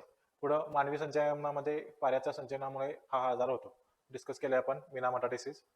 पाण्याच्या उष्णता प्रदूषण यामुळे होतं. आता मैला म्हणजे स्लज, त्यानंतर कृषी रसायने, ॲग्रोकेमिकल्स, औद्योगिक सांडपाणी, इंडस्ट्रियल वेस्ट आणि कृत्रिम धुलाई पावडर. सिंपल आहे, इंडस्ट्रीमधून गरम पाणी हे जास्त बाहेर पडतं, सो औद्योगिक सांडपाणी. त्यानंतर इकडे प्रदूषक आणि तिकडे माध्यम विचारलेलं आहे. नंतर तुम्ही थोडं व्हिडिओ थांबून हे सॉल्व्ह करा. मी डायरेक्ट तुम्हाला सांगतो की मायकोटॉक्झिन म्हणजे काय. मायको म्हणजे फंगस रिलेटेड, तर तो कुठं असणार आहे? अन्नावरती असणार आहे. नायट्रोजन ऑक्साईड आता आपण बघितलं एअर पोल्युटंट आहे, सो एअरशी संबंधित आहे. पेट्रोलियम हायड्रोकार्बन जो आहे तो जनरली समुद्रामधून आपण क्रूड ऑइल काढतोय, बरोबर, तर तो त्याशी पोल्युटंटचा संबंध आहे. आणि फ्लोराईड आणि स्वच्छ पाणी अशा पद्धतीनं पेअर लागतो. ओके, पुढे जाऊ आपण, आपला वेळ कमी आहे. पुढचा टॉपिक जो आहे तो आहे नॉईज पोल्युशन. आता नॉईज पोल्युशनमुळं आपण एखादा जास्त डेसिबलचा आवाज आपण वारंवार ऐकत असू तर आपल्या बॉडीमध्ये काही चेंजेस होतात. म्हणजे फिजिओलॉजिकल चेंज असतील, सायकोलॉजिकल चेंज असतील किंवा फिजिकल चेंज असतील. तर हे सगळ्या पद्धतीनं नॉईज पोल्युशन आपल्यावरती इफेक्ट करतं. आपल्या कानामध्ये कॉक्लिया नावाचा एक पार्ट असतो जिथून आपण जो काय आवाज ऐकतो तो ग्रास्प केला जातो. जर हाय व्हॉल्यूम असेल तर हा पार्ट डॅमेज होतो आणि हे इरिव्हर्सिबल आहे. एकदा हा पार्ट खराब झाला तर आपल्याला कायमचा बहिरेपणा येऊ शकतो. सो कॉक्लिया पार्ट फक्त तुम्हाला माहित असणं अपेक्षित आहे. आता कुठले कुठले फिजिओलॉजिकल किंवा सायकोलॉजिकल इम्पॅक्ट होतात? पोटामध्ये गॅस्ट्रिक अल्सर्स होणं किंवा विचार करायची शक्ती कमी होणं, रात्रीचं नाईट व्हिजन इम्पेअर होणं, त्यानंतर मायग्रेन हेडेक हे तर कॉमन आहे, चक्कर येणे किंवा खूप सिव्हिअर प्रमाणामध्ये डोके दुखणं, नर्वस ब्रेकडाऊन होणं, त्यानंतर हार्ट रेट वाढणं. हे सिम्पली बघा की डीजेच्या समोर आपण असलो की आपोआपच आपलं हार्टबीट वाढलेले असतात, सो हे कॉमन आहे. त्यानंतर ब्लड प्रेशर वाढणं आणि जर प्रोलॉंग्ड एक्सपोजर असेल तर रिप्रोडक्टिव्ह सिस्टीमवरती सुद्धा निगेटिव्ह इम्पॅक्ट होतो. तर हे सगळे नॉईज पोल्युशनचे इम्पॅक्ट आहेत. सगळ्यांना माहित आहे नॉईज पोल्युशन आपण डेसिबलमध्ये मोजतो. सो फेंटेस्ट ऑडिबल साऊंड कुठला आहे तर 0 डेसिबल, तिथून पुढचा फक्त आपण ऐकू शकतो. तर हे फक्त एकदा वाचण्यासारखं आहे, काही पाठ करायची गरज नाही. याच्यावरती क्वेश्चन कसे विचारलेत आपण डिस्कस करू पुढं. सो याच्यामध्ये आणखीन एक कॉन्सेप्ट आहे मॅक्स स्पीड. तुम्ही आता फिजिक्समध्ये बघितलं असेल, मॅक्स स्पीड म्हणजे काय? एखाद्या जेट एअरक्राफ्टचं स्पीड 1 मॅक आहे. याचा अर्थ काय? ती जे एअरक्राफ्ट ध्वनीचं जे हवेतील स्पीड आहे, ओके, साऊंडची जी व्हेलॉसिटी आहे, तर तेवढ्या व्हेलॉसिटीनं हे एअरक्राफ्ट मूव्ह होतं. ओके, त्याला 1 मॅक म्हणतो. 2 मॅक म्हणजे साऊंडच्या व्हेलॉसिटीच्या दुप्पट वेगानं फिरते. ओके, सो आणखीन एक याच्यामध्ये ऑब्जेक्टिव्ह आहे, वर्ल्ड हिअरिंग डे 3 मार्चला आपण सेलिब्रेट करतो. तर हे तुम्हाला माहित असावं. आता रूल्स काय आहेत बघा. मी मगाशी तुम्हाला सांगितलं होतं ऍक्ट आणि रूलचे इयर तुम्हाला पाठ असले पाहिजे. So noise pollution regulation and control rules जे आहेत ते 2000 साली नोटिफाय केलेत. त्यामध्ये काही सायलेंट झोन्स डिक्लेअर केले गेले. ओके, सो 100 मीटरचा एरिया सायलेंट झोन म्हणून डिक्लेअर केला जातो. कुठे कुठे जिथं हॉस्पिटल्स आहेत, एज्युकेशनल इन्स्टिट्यूशन्स आहेत, गव्हर्नमेंट ऑफिसेस आहेत किंवा काही ठिकाणी रिलिजियस स्पेसच्या आजूबाजूला 100 मीटरपर्यंत सायलेंट झोन घोषित केला जातो. हे तुम्हाला माहित असलं पाहिजे. त्यानंतर पब्लिक ॲड्रेस सिस्टीम, लाऊडस्पीकर वगैरे लावायला लायसन घ्यावं लागतं रिस्पेक्टिव्ह अथॉरिटीची. त्यानंतर रात्री 10 ते 6 अजिबात अलाउड नाही. ह्याला एक्सेप्शन आहे. वर्षातून 15 दिवस आपण सणाच्या वेळीमध्ये एखाद्या तिथल्या लोकल गव्हर्नमेंट जे आहे ते परमिशन देऊ शकतं. 10च्या ऐवजी 12 पर्यंत तुम्ही लाऊडस्पीकर लावू शकता, पण 12 नंतर 6 वाजूपर्यंत ऍट एनी कॉस्ट लाऊडस्पीकर लावायला परमिशन नाही. ओके, त्यानंतर आपण फटाके वाजवतो. सो फटाक्यांना सुद्धा काही रूल्स आहेत. 90 डीबी पेक्षा जास्त आवाज करणारे फटाके जे आहेत ते बॅन केलेले आहेत. फटाके लावायचं टायमिंग सुद्धा 10 ते 6 तुम्हाला लावता येणार नाही. ओके, सो हे रूल्स आहेत. त्याच्यावरती फक्त जनरल प्रश्न विचारलाय की नॉईज पोल्युशनचा काय इफेक्ट असतो. सो इथं प्रश्न विचारला जाऊ शकेल. ओके, सो करंट अफेअर्स मध्ये सुद्धा अशा पद्धतीने क्वेश्चन येऊ शकतो. एन्व्हायरमेंटल बेस सगळ्यात जास्त ध्वनी प्रदूषण कुठे आहे. आता 13ला प्रश्न विचारलाय, त्यावेळेचं उत्तर होतं कोलकाता आणि मुंबई. ओके, सो हा करंट अफेअर्स रिलेटेड क्वेश्चन आहे. पुढे जाऊ. खालीलपैकी कोणते प्रदूषण आहे. श्रवण क्षमता कमी होते, बरोबर आहे. पुनरुत्पादन यंत्रणेवरती वाईट परिणाम होतो, बरोबर आहे. गर्भामध्ये विकृती, बरोबर आहे. विचार क्षमतावर परिणाम होतो, बरोबर आहे. उच्च रक्तदाब, बरोबर आहे. So all of the above. ठीक आहे. आता बघा, इकडं आवाजाची पातळी दिलेली आहे आणि आपलं कुठल्या कामासाठी अडथळे येऊ शकतात. तर तुम्हाला मी मगाशी म्हटलं की हे तो टेबल पाठ नाही असला पाहिजे, कारण बऱ्याचशा ठिकाणी सगळंच पाठांतरावरती चालणार नाही. आपल्या मेंदूला पण काहीतरी मर्यादा आहेत, आपण किती पाठ करू. तर काही लॉजिक लावायला शिका. ह्याच्यामध्ये बघा, सगळ्यात कमी आवाज असला तरी आपल्याला प्रॉब्लेम येऊ शकतो. अशा ह्याच्यातलं काय काम आहे, तर साहजिकच झोपेला शांततात लागते. तर ह्याच्यातलं सगळ्यात कमी काय आहे, 40 डीबी, बरोबर. तर हे याला जोडून टाकलं. आता सगळ्यात ह्याच्यात सिव्हिअर काय इम्पॅक्ट आहे, कायमची श्रवण क्षमतेची हानी, म्हणजे कायमचा बहिरेपणा येणार. तर याच्यासाठी सगळ्यात जास्त आवाज पाहिजे. तर या ऑप्शनमध्ये सगळ्यात जास्त आवाज कुठला आहे, 100 डीबी. तर एवढं 2 जरी लावलं तरी तुम्हाला ऑप्शन्स येतात. हे आपल्याला पाठ असायची गरज नाही की भाषणासाठी व्यत्यय येण्यासाठी किती डीबी वगैरे लागतो.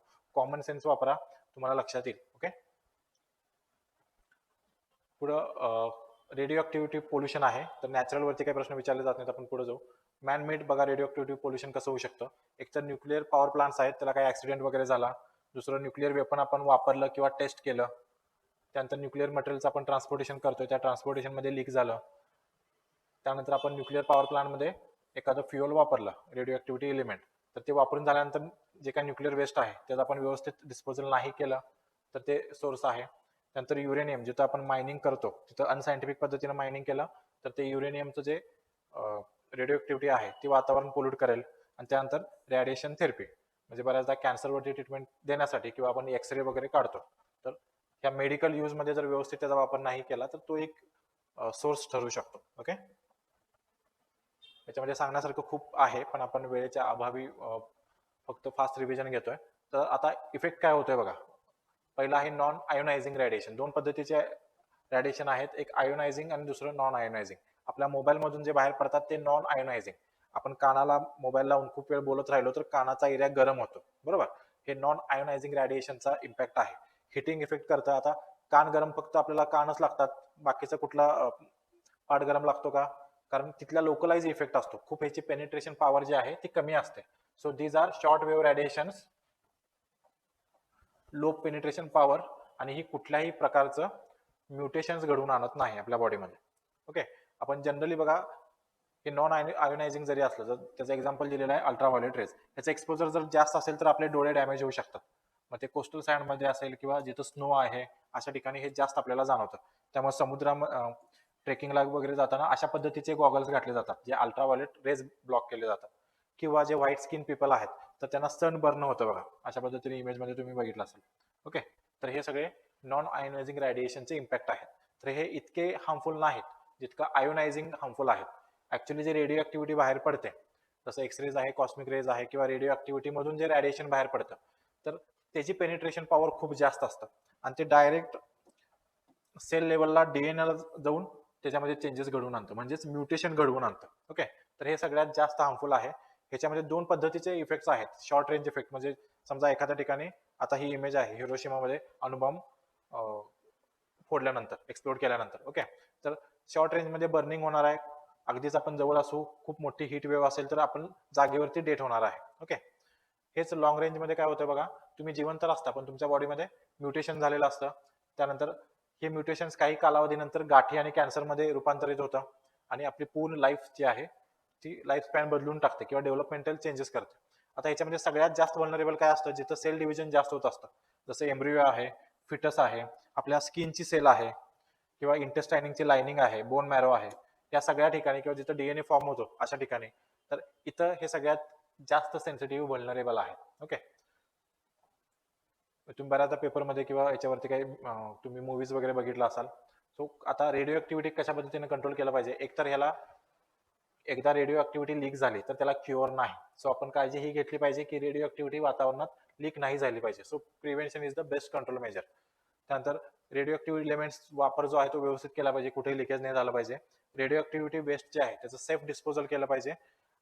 ज्या ठिकाणी ॲटॉमिक पॉवर प्लांट्स आहेत त्याच्या आजूबाजूच्या एरियामध्ये फ्रिक्वेंट आपण सॅम्पलिंग केलं पाहिजे. हे कशासाठी, जर कुठे जर लीक होत असेल तर तिथल्या त्या वातावरणात आपल्याला सॅम्पलमध्ये ते आढळून येईल त्यासाठी. ओके, त्यानंतर न्यूक्लिअर ऍक्सिडेंट्स होऊ नयेत म्हणून काळजी घेतली पाहिजे. त्यानंतर न्यूक्लिअर एक्सप्लोजन जे आहे टेस्टिंग जे आहे ते कम्प्लिटली बॅन केलं पाहिजे, पण हे व्यवहारिक जगामध्ये शक्य नाही.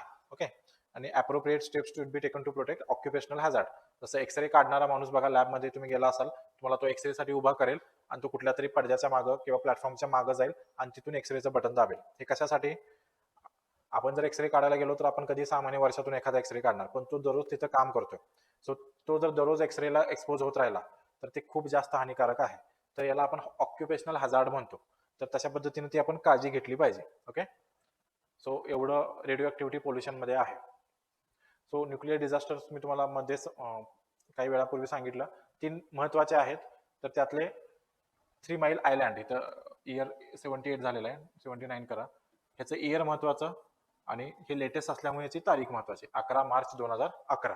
ओके, 11/11 लक्षात राहतं, मार्च फक्त लक्षात ठेवा. फुकुशिमाची फक्त तारीख आणि याचं इयर तेवढं तुम्हाला माहित पाहिजे. फुकुशिमामध्ये काय झालं होतं, सिम्पली सुनामी आली. सुनामी आल्यामुळं इथं जे न्यूक्लिअर पॉवर प्लांट आहे तर त्याच्या प्लांटमध्ये पाणी शिरलं आणि त्यामुळं न्यूक्लिअर रिॲक्शन जी चालू होती ते कुलिंग करण्यासाठी काहीतरी मेकॅनिझम होती. तर ती कुलिंग मेकॅनिझम बंद पडली तर एक पॉवर बॅकअप होता ज्याच्यातून हे कुलिंग करणं अपेक्षित होतं. पण त्या पॉवर बॅकअप मध्ये सुद्धा सुनामीचं पॉवर पाणी गेल्यामुळं तो पॉवर जो बॅकअप आहे तो सुद्धा ऍक्टिव्हेट नाही झाला आणि चेन रिॲक्शन होत राहिली आणि एका लेवल नंतर खूप जास्त प्रेशर डेव्हलप झाला आणि पूर्ण एक्सप्लोड झालं. ही म्हणजे रिअल इमेज आहे तिथल्या. ते एक्सप्लोड झाल्यामुळं सगळं जी रेडिओ ऍक्टिव्हिटी आहे ती वातावरणात फेकली गेली किंवा त्या पाण्यात मिसळली गेली. Okay, so that is Fukushima disaster. So इथपर्यंत रेडिओ ऍक्टिव्हिटी वेस्ट येतं. पुढचा जो पार्ट आहे इलेक्ट्रॉनिक वेस्ट, मी नोट्स मध्ये पण दिलेला आहे, एकदा वाचून घ्या. इलेक्ट्रॉनिक वेस्ट हे अलीकडे आलेली कॉन्सेप्ट आहे किंवा सिव्हिअर झालेला आहे, किंवा कारण आपण आता इलेक्ट्रॉनिक वस्तूंचं, घरगुती अगदी मिक्सर ग्राइंडर पासून आपल्या मोबाईल लॅपटॉप पर्यंत आपला इलेक्ट्रॉनिक वस्तूंचा वापर वाढलेला आहे. त्यामुळे जो काही वेस्ट जनरेट होतोय त्याचं करायचं काय हा प्रश्न आहे. इलेक्ट्रॉनिक वस्तू हे ऍज सच वेस्ट नाही आहेत, लक्षात घ्या. हे वेस्ट कधी होतात, जेव्हा आपण याचं रिसायकलिंग जे आहे ते सायंटिफिक पद्धतीने करत नाही. इंडियामध्ये जे काही ई वेस्ट जनरेट होतो त्याचा मोर दॅन 90% जे काय आहे ते अनसायंटिफिक पद्धतीने आपण रिसायकल करतो, ज्याच्यामुळं त्या ई वेस्ट मध्ये जो काय टॉक्सिक मटेरियल वापरलेलं असतात ते वातावरणामध्ये एक्सपोज होतं. फॉर एक्झाम्पल तुम्हाला सांगतो, आता हे सोर्सेस वगैरे आहेत, हे एकदा स्लाइड थांबवून तुम्ही वाचून घ्या किंवा नोट्स मध्ये हे दिलेलं आहे.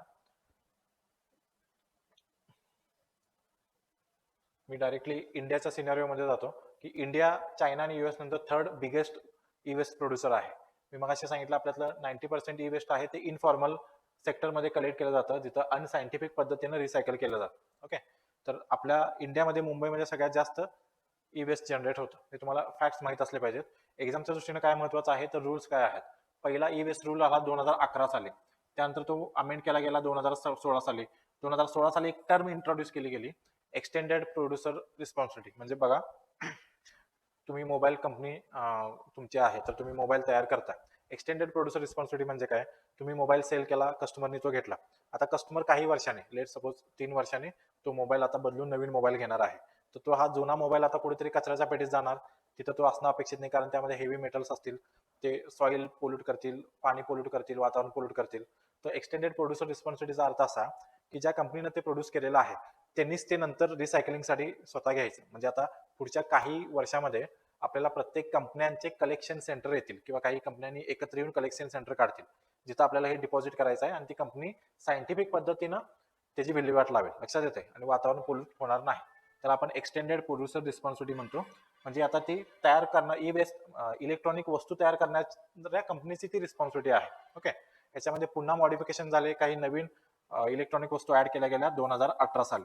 ओके, सो याच्यामध्ये एक टार्गेट ठरवलं गेलं 2017-18 पासून दरवर्षी मिनिमम 10% आपण ई वेस्ट जे आहे ते ऑर्गनायझर सेक्टरमध्ये कलेक्ट करायला पाहिजे, आणि दरवर्षी 10-10% वाढवत आपण 2023 साली किंवा 23 पासून पुढे 70% जे ई वेस्ट आहे ते ऑर्गनायझर्ड सेक्टर किंवा ईपीआर प्लॅन अंतर्गत हे गेलं पाहिजे. ओके, म्हणजे 2023 नंतर जे काही इलेक्ट्रॉनिक वेस्ट जनरेट होईल त्यातलं 70% इलेक्ट्रॉनिक वेस्ट हे जी कंपनीने हे बनवलेलं आहे ती कलेक्ट करेल, असं ते टार्गेट आहे.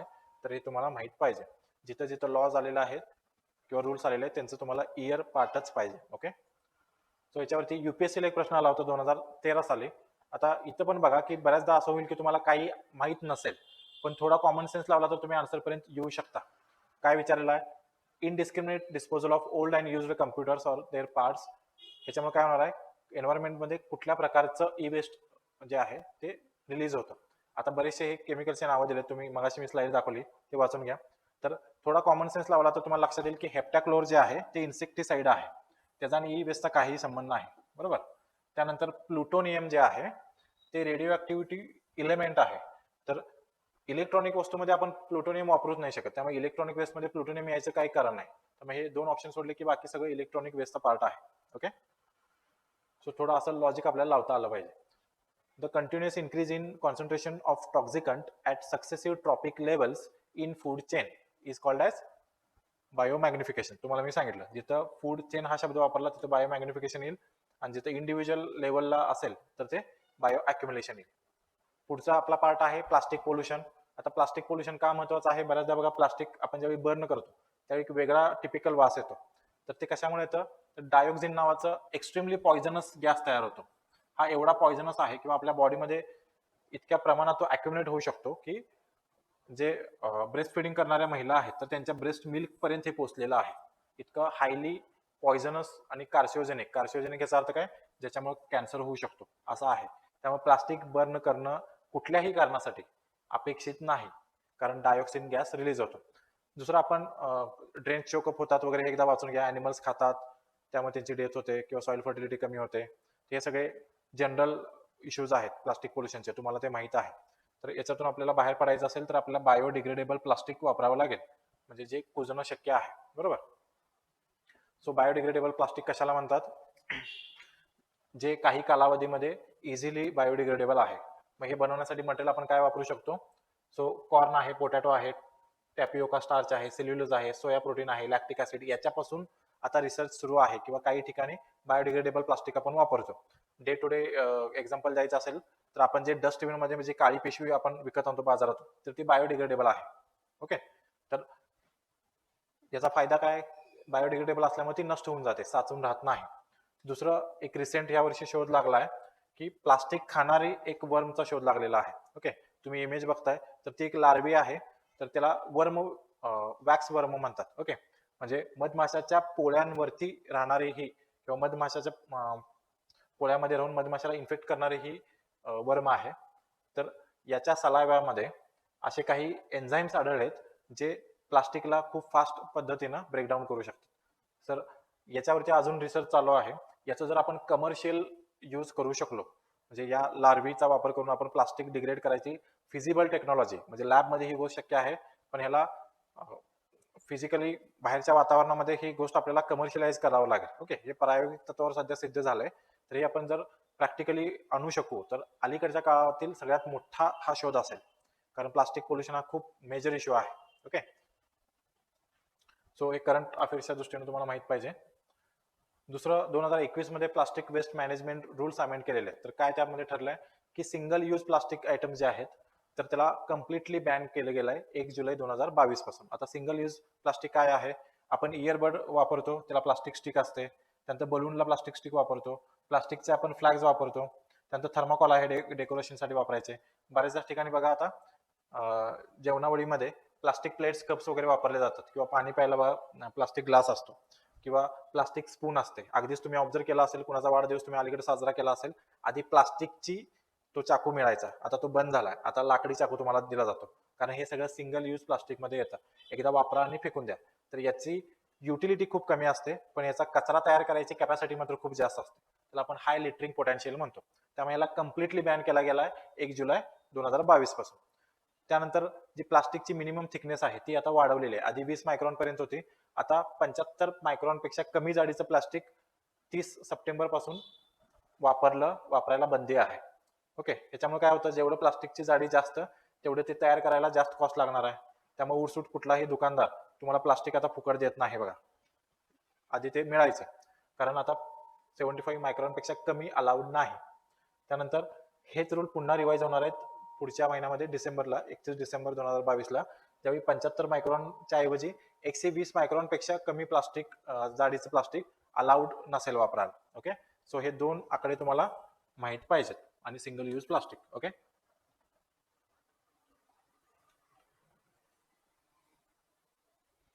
सो याच्यावरती जुना प्रश्न आहे 2017 ला विचारलेला, कारण याच्या अगोदर जो प्लास्टिक रिसायकलिंगचा रूल्स आहे तो 1991 ला होता. तर याच्यामध्ये विचारलंय what should be thickness of carry bag. Okay, काय कॅरी बॅगचा थिकनेस असावा, तर किती मायक्रॉन असावी. तर इथं लगेच आपल्याला सवय असते, आता त्यावेळीचं हे करंट अफेअर्स आहे, की करंट अफेअर्स म्हणण्यापेक्षा आता रूल्स झाले 75 मायक्रॉनचे, त्यावेळी 20 मायक्रॉन होतं. तर लगेच आपल्याला 20 मायक्रॉन हे आन्सर दिसेल आणि आपण टिक करून येऊ, आणि नंतर आन्सर की आल्यानंतर आपल्याला लक्षात येईल की याचा आन्सर 4 दिलेला आहे. सो प्रश्न नीट वाचायचा.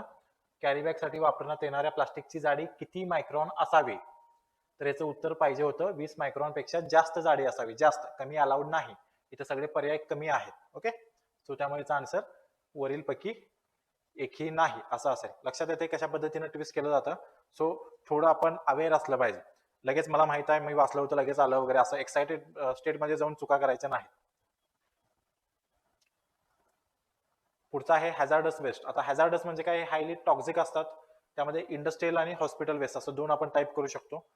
आपल्या घरामध्ये सुद्धा असा वेस्ट तयार होतो जे आपण हॅझार्डस वेस्ट या कॅटेगरीमध्ये आपण टाकू शकतो. फॉर एक्झाम्पल जुन्या बॅटरीज आहेत, शू पॉलिश आहे, पेंट आहे, पेंटच्या ज्या डब्या आहेत ते, जुन्या मेडिसिन्स आहेत, मेडिसिनच्या बॉटल्स आहेत, हे सगळ्या घरात तयार होणारे हॅझार्डस वेस्ट आहे. इंडस्ट्रियल वेस्ट मध्ये काय, metal, chemical, paper, pesticide industry, dye industry आहे, ह्याच्यामध्ये भरपूर प्रमाणामध्ये हॅझार्डस टॉक्सिक केमिकल्स वापरले जातात. सो हॅझार्डस वेस्ट मध्ये इथं आपण बघितलं की हॉस्पिटल वेस्ट नावाचं एक स्पेसिफिक टाईप आहे, तर त्याच्याबद्दल प्रश्न येऊ शकतो. तर हॉस्पिटलमध्ये जे वेस्ट तयार होतं डायग्नोस्टिक्ससाठी असेल, ट्रीटमेंटसाठी असेल, किंवा इम्युनायझेशनसाठी, तर हे सगळं हॅझार्डस वेस्टमध्ये आपण कन्सिडर करतो. याच्यामध्ये काही केमिकल्स पण आपण डिसइन्फेक्टंट म्हणून वापरतो, जसं फिनॉल्स आहे, फॉर्मॅल्डिहाइड आहे. बघा हॉस्पिटलमध्ये बऱ्याचशा दिवसातून 2-3 वेळा फ्लोअर क्लीन केलं जातं. तर हे हॅझार्डस वेस्ट आहे डिसइन्फेक्टंट. त्यानंतर थर्मामीटर आहे, त्यानंतर ब्लड प्रेशर मेजर करायला इक्विपमेंट्स आहेत, त्याच्यामध्ये मर्क्युरी वापरला जातो जुन्या, आता बऱ्याचशा ठिकाणी डिजिटल आलेले आहेत. त्यानंतर जे पेशंट्स असतात ज्यांना काही डिसीज वगैरे झालेला आहे, तर ते इन्फेक्शियस असतात, तर त्यांच्या सानिध्यात किंवा त्यांच्या युरिन असेल, इस्किटा असेल, याच्यातून इन्फेक्शियस मटेरियल आहे ते बाहेर पडतं, किंवा त्यांना वापरलेले कपडे असतील, सिरिंज असेल, तर हे इन्फेक्शियस वेस्ट आहे. सो ह्या सगळ्याला आपण हॅझार्डस वेस्ट ह्या कॅटेगरीत टाकतो. आणि स्पेसिफिकली जे हॉस्पिटलमधून बाहेर पडणारा हॅझार्डस वेस्ट आहे ते कंट्रोल करण्यासाठी बायोमेडिकल वेस्ट रूल्स आहे, तो 1998 ला गव्हर्नमेंटने तयार केलेला आहे. बऱ्याचदा कोरोनाच्या केसेसमध्ये पण तुम्ही मध्ये बघितलं असाल की कोरोनाचे किट बाहेर फेकून दिले, कुठल्या पद्धतीची प्रिकॉशन्स एखाद्या हॉस्पिटलकडून पाळली गेली नाही, अशी न्यूज तुम्ही ऐकला असाल. तर हे सगळं बायोमेडिकल वेस्ट 1998 ह्या रूलच्या अंतर्गत येतं. ओके, सो याच्यावरती प्रश्न असा विचारला गेलाय, which of the following waste is highly infectious, biomedical, animal, industrial आणि डोमेस्टिक. तर आता आपण बघितलं जैव वैद्यकीय बायोमेडिकल वेस्ट सगळ्यात जास्त इन्फेक्शियस असतात. त्यानंतर which of the following gases is primarily responsible for eutrophication of water bodies, water pollution संदर्भात आहे. तर इथं सुद्धा बघा ह्या प्रश्नाचं उत्तर डायरेक्टली देता नाही येणार, पण थोडं लॉजिक लावलं, जसं मी मगाशी सांगितलं की न्यूट्रिएंट रिच जर वॉटर बॉडीज असेल, त्यामध्ये एनपीकेचं प्रमाण असेल, मोस्टली नायट्रोजनचं प्रमाण जास्त असेल, तर लगेच शेवाळचं प्रमाण वाढणार आहे आणि युट्रिफिकेशन होणार आहे. तर ते लॉजिक वापरलं तर नायट्रोजन हे त्याचा आन्सर येतं आणि तेच आन्सर आयोगाने दिलेलं आहे. सो असं काही लॉजिकनं काही तुम्हाला प्रश्न सोडवावे लागतील. ओके, त्याला पर्याय नाही.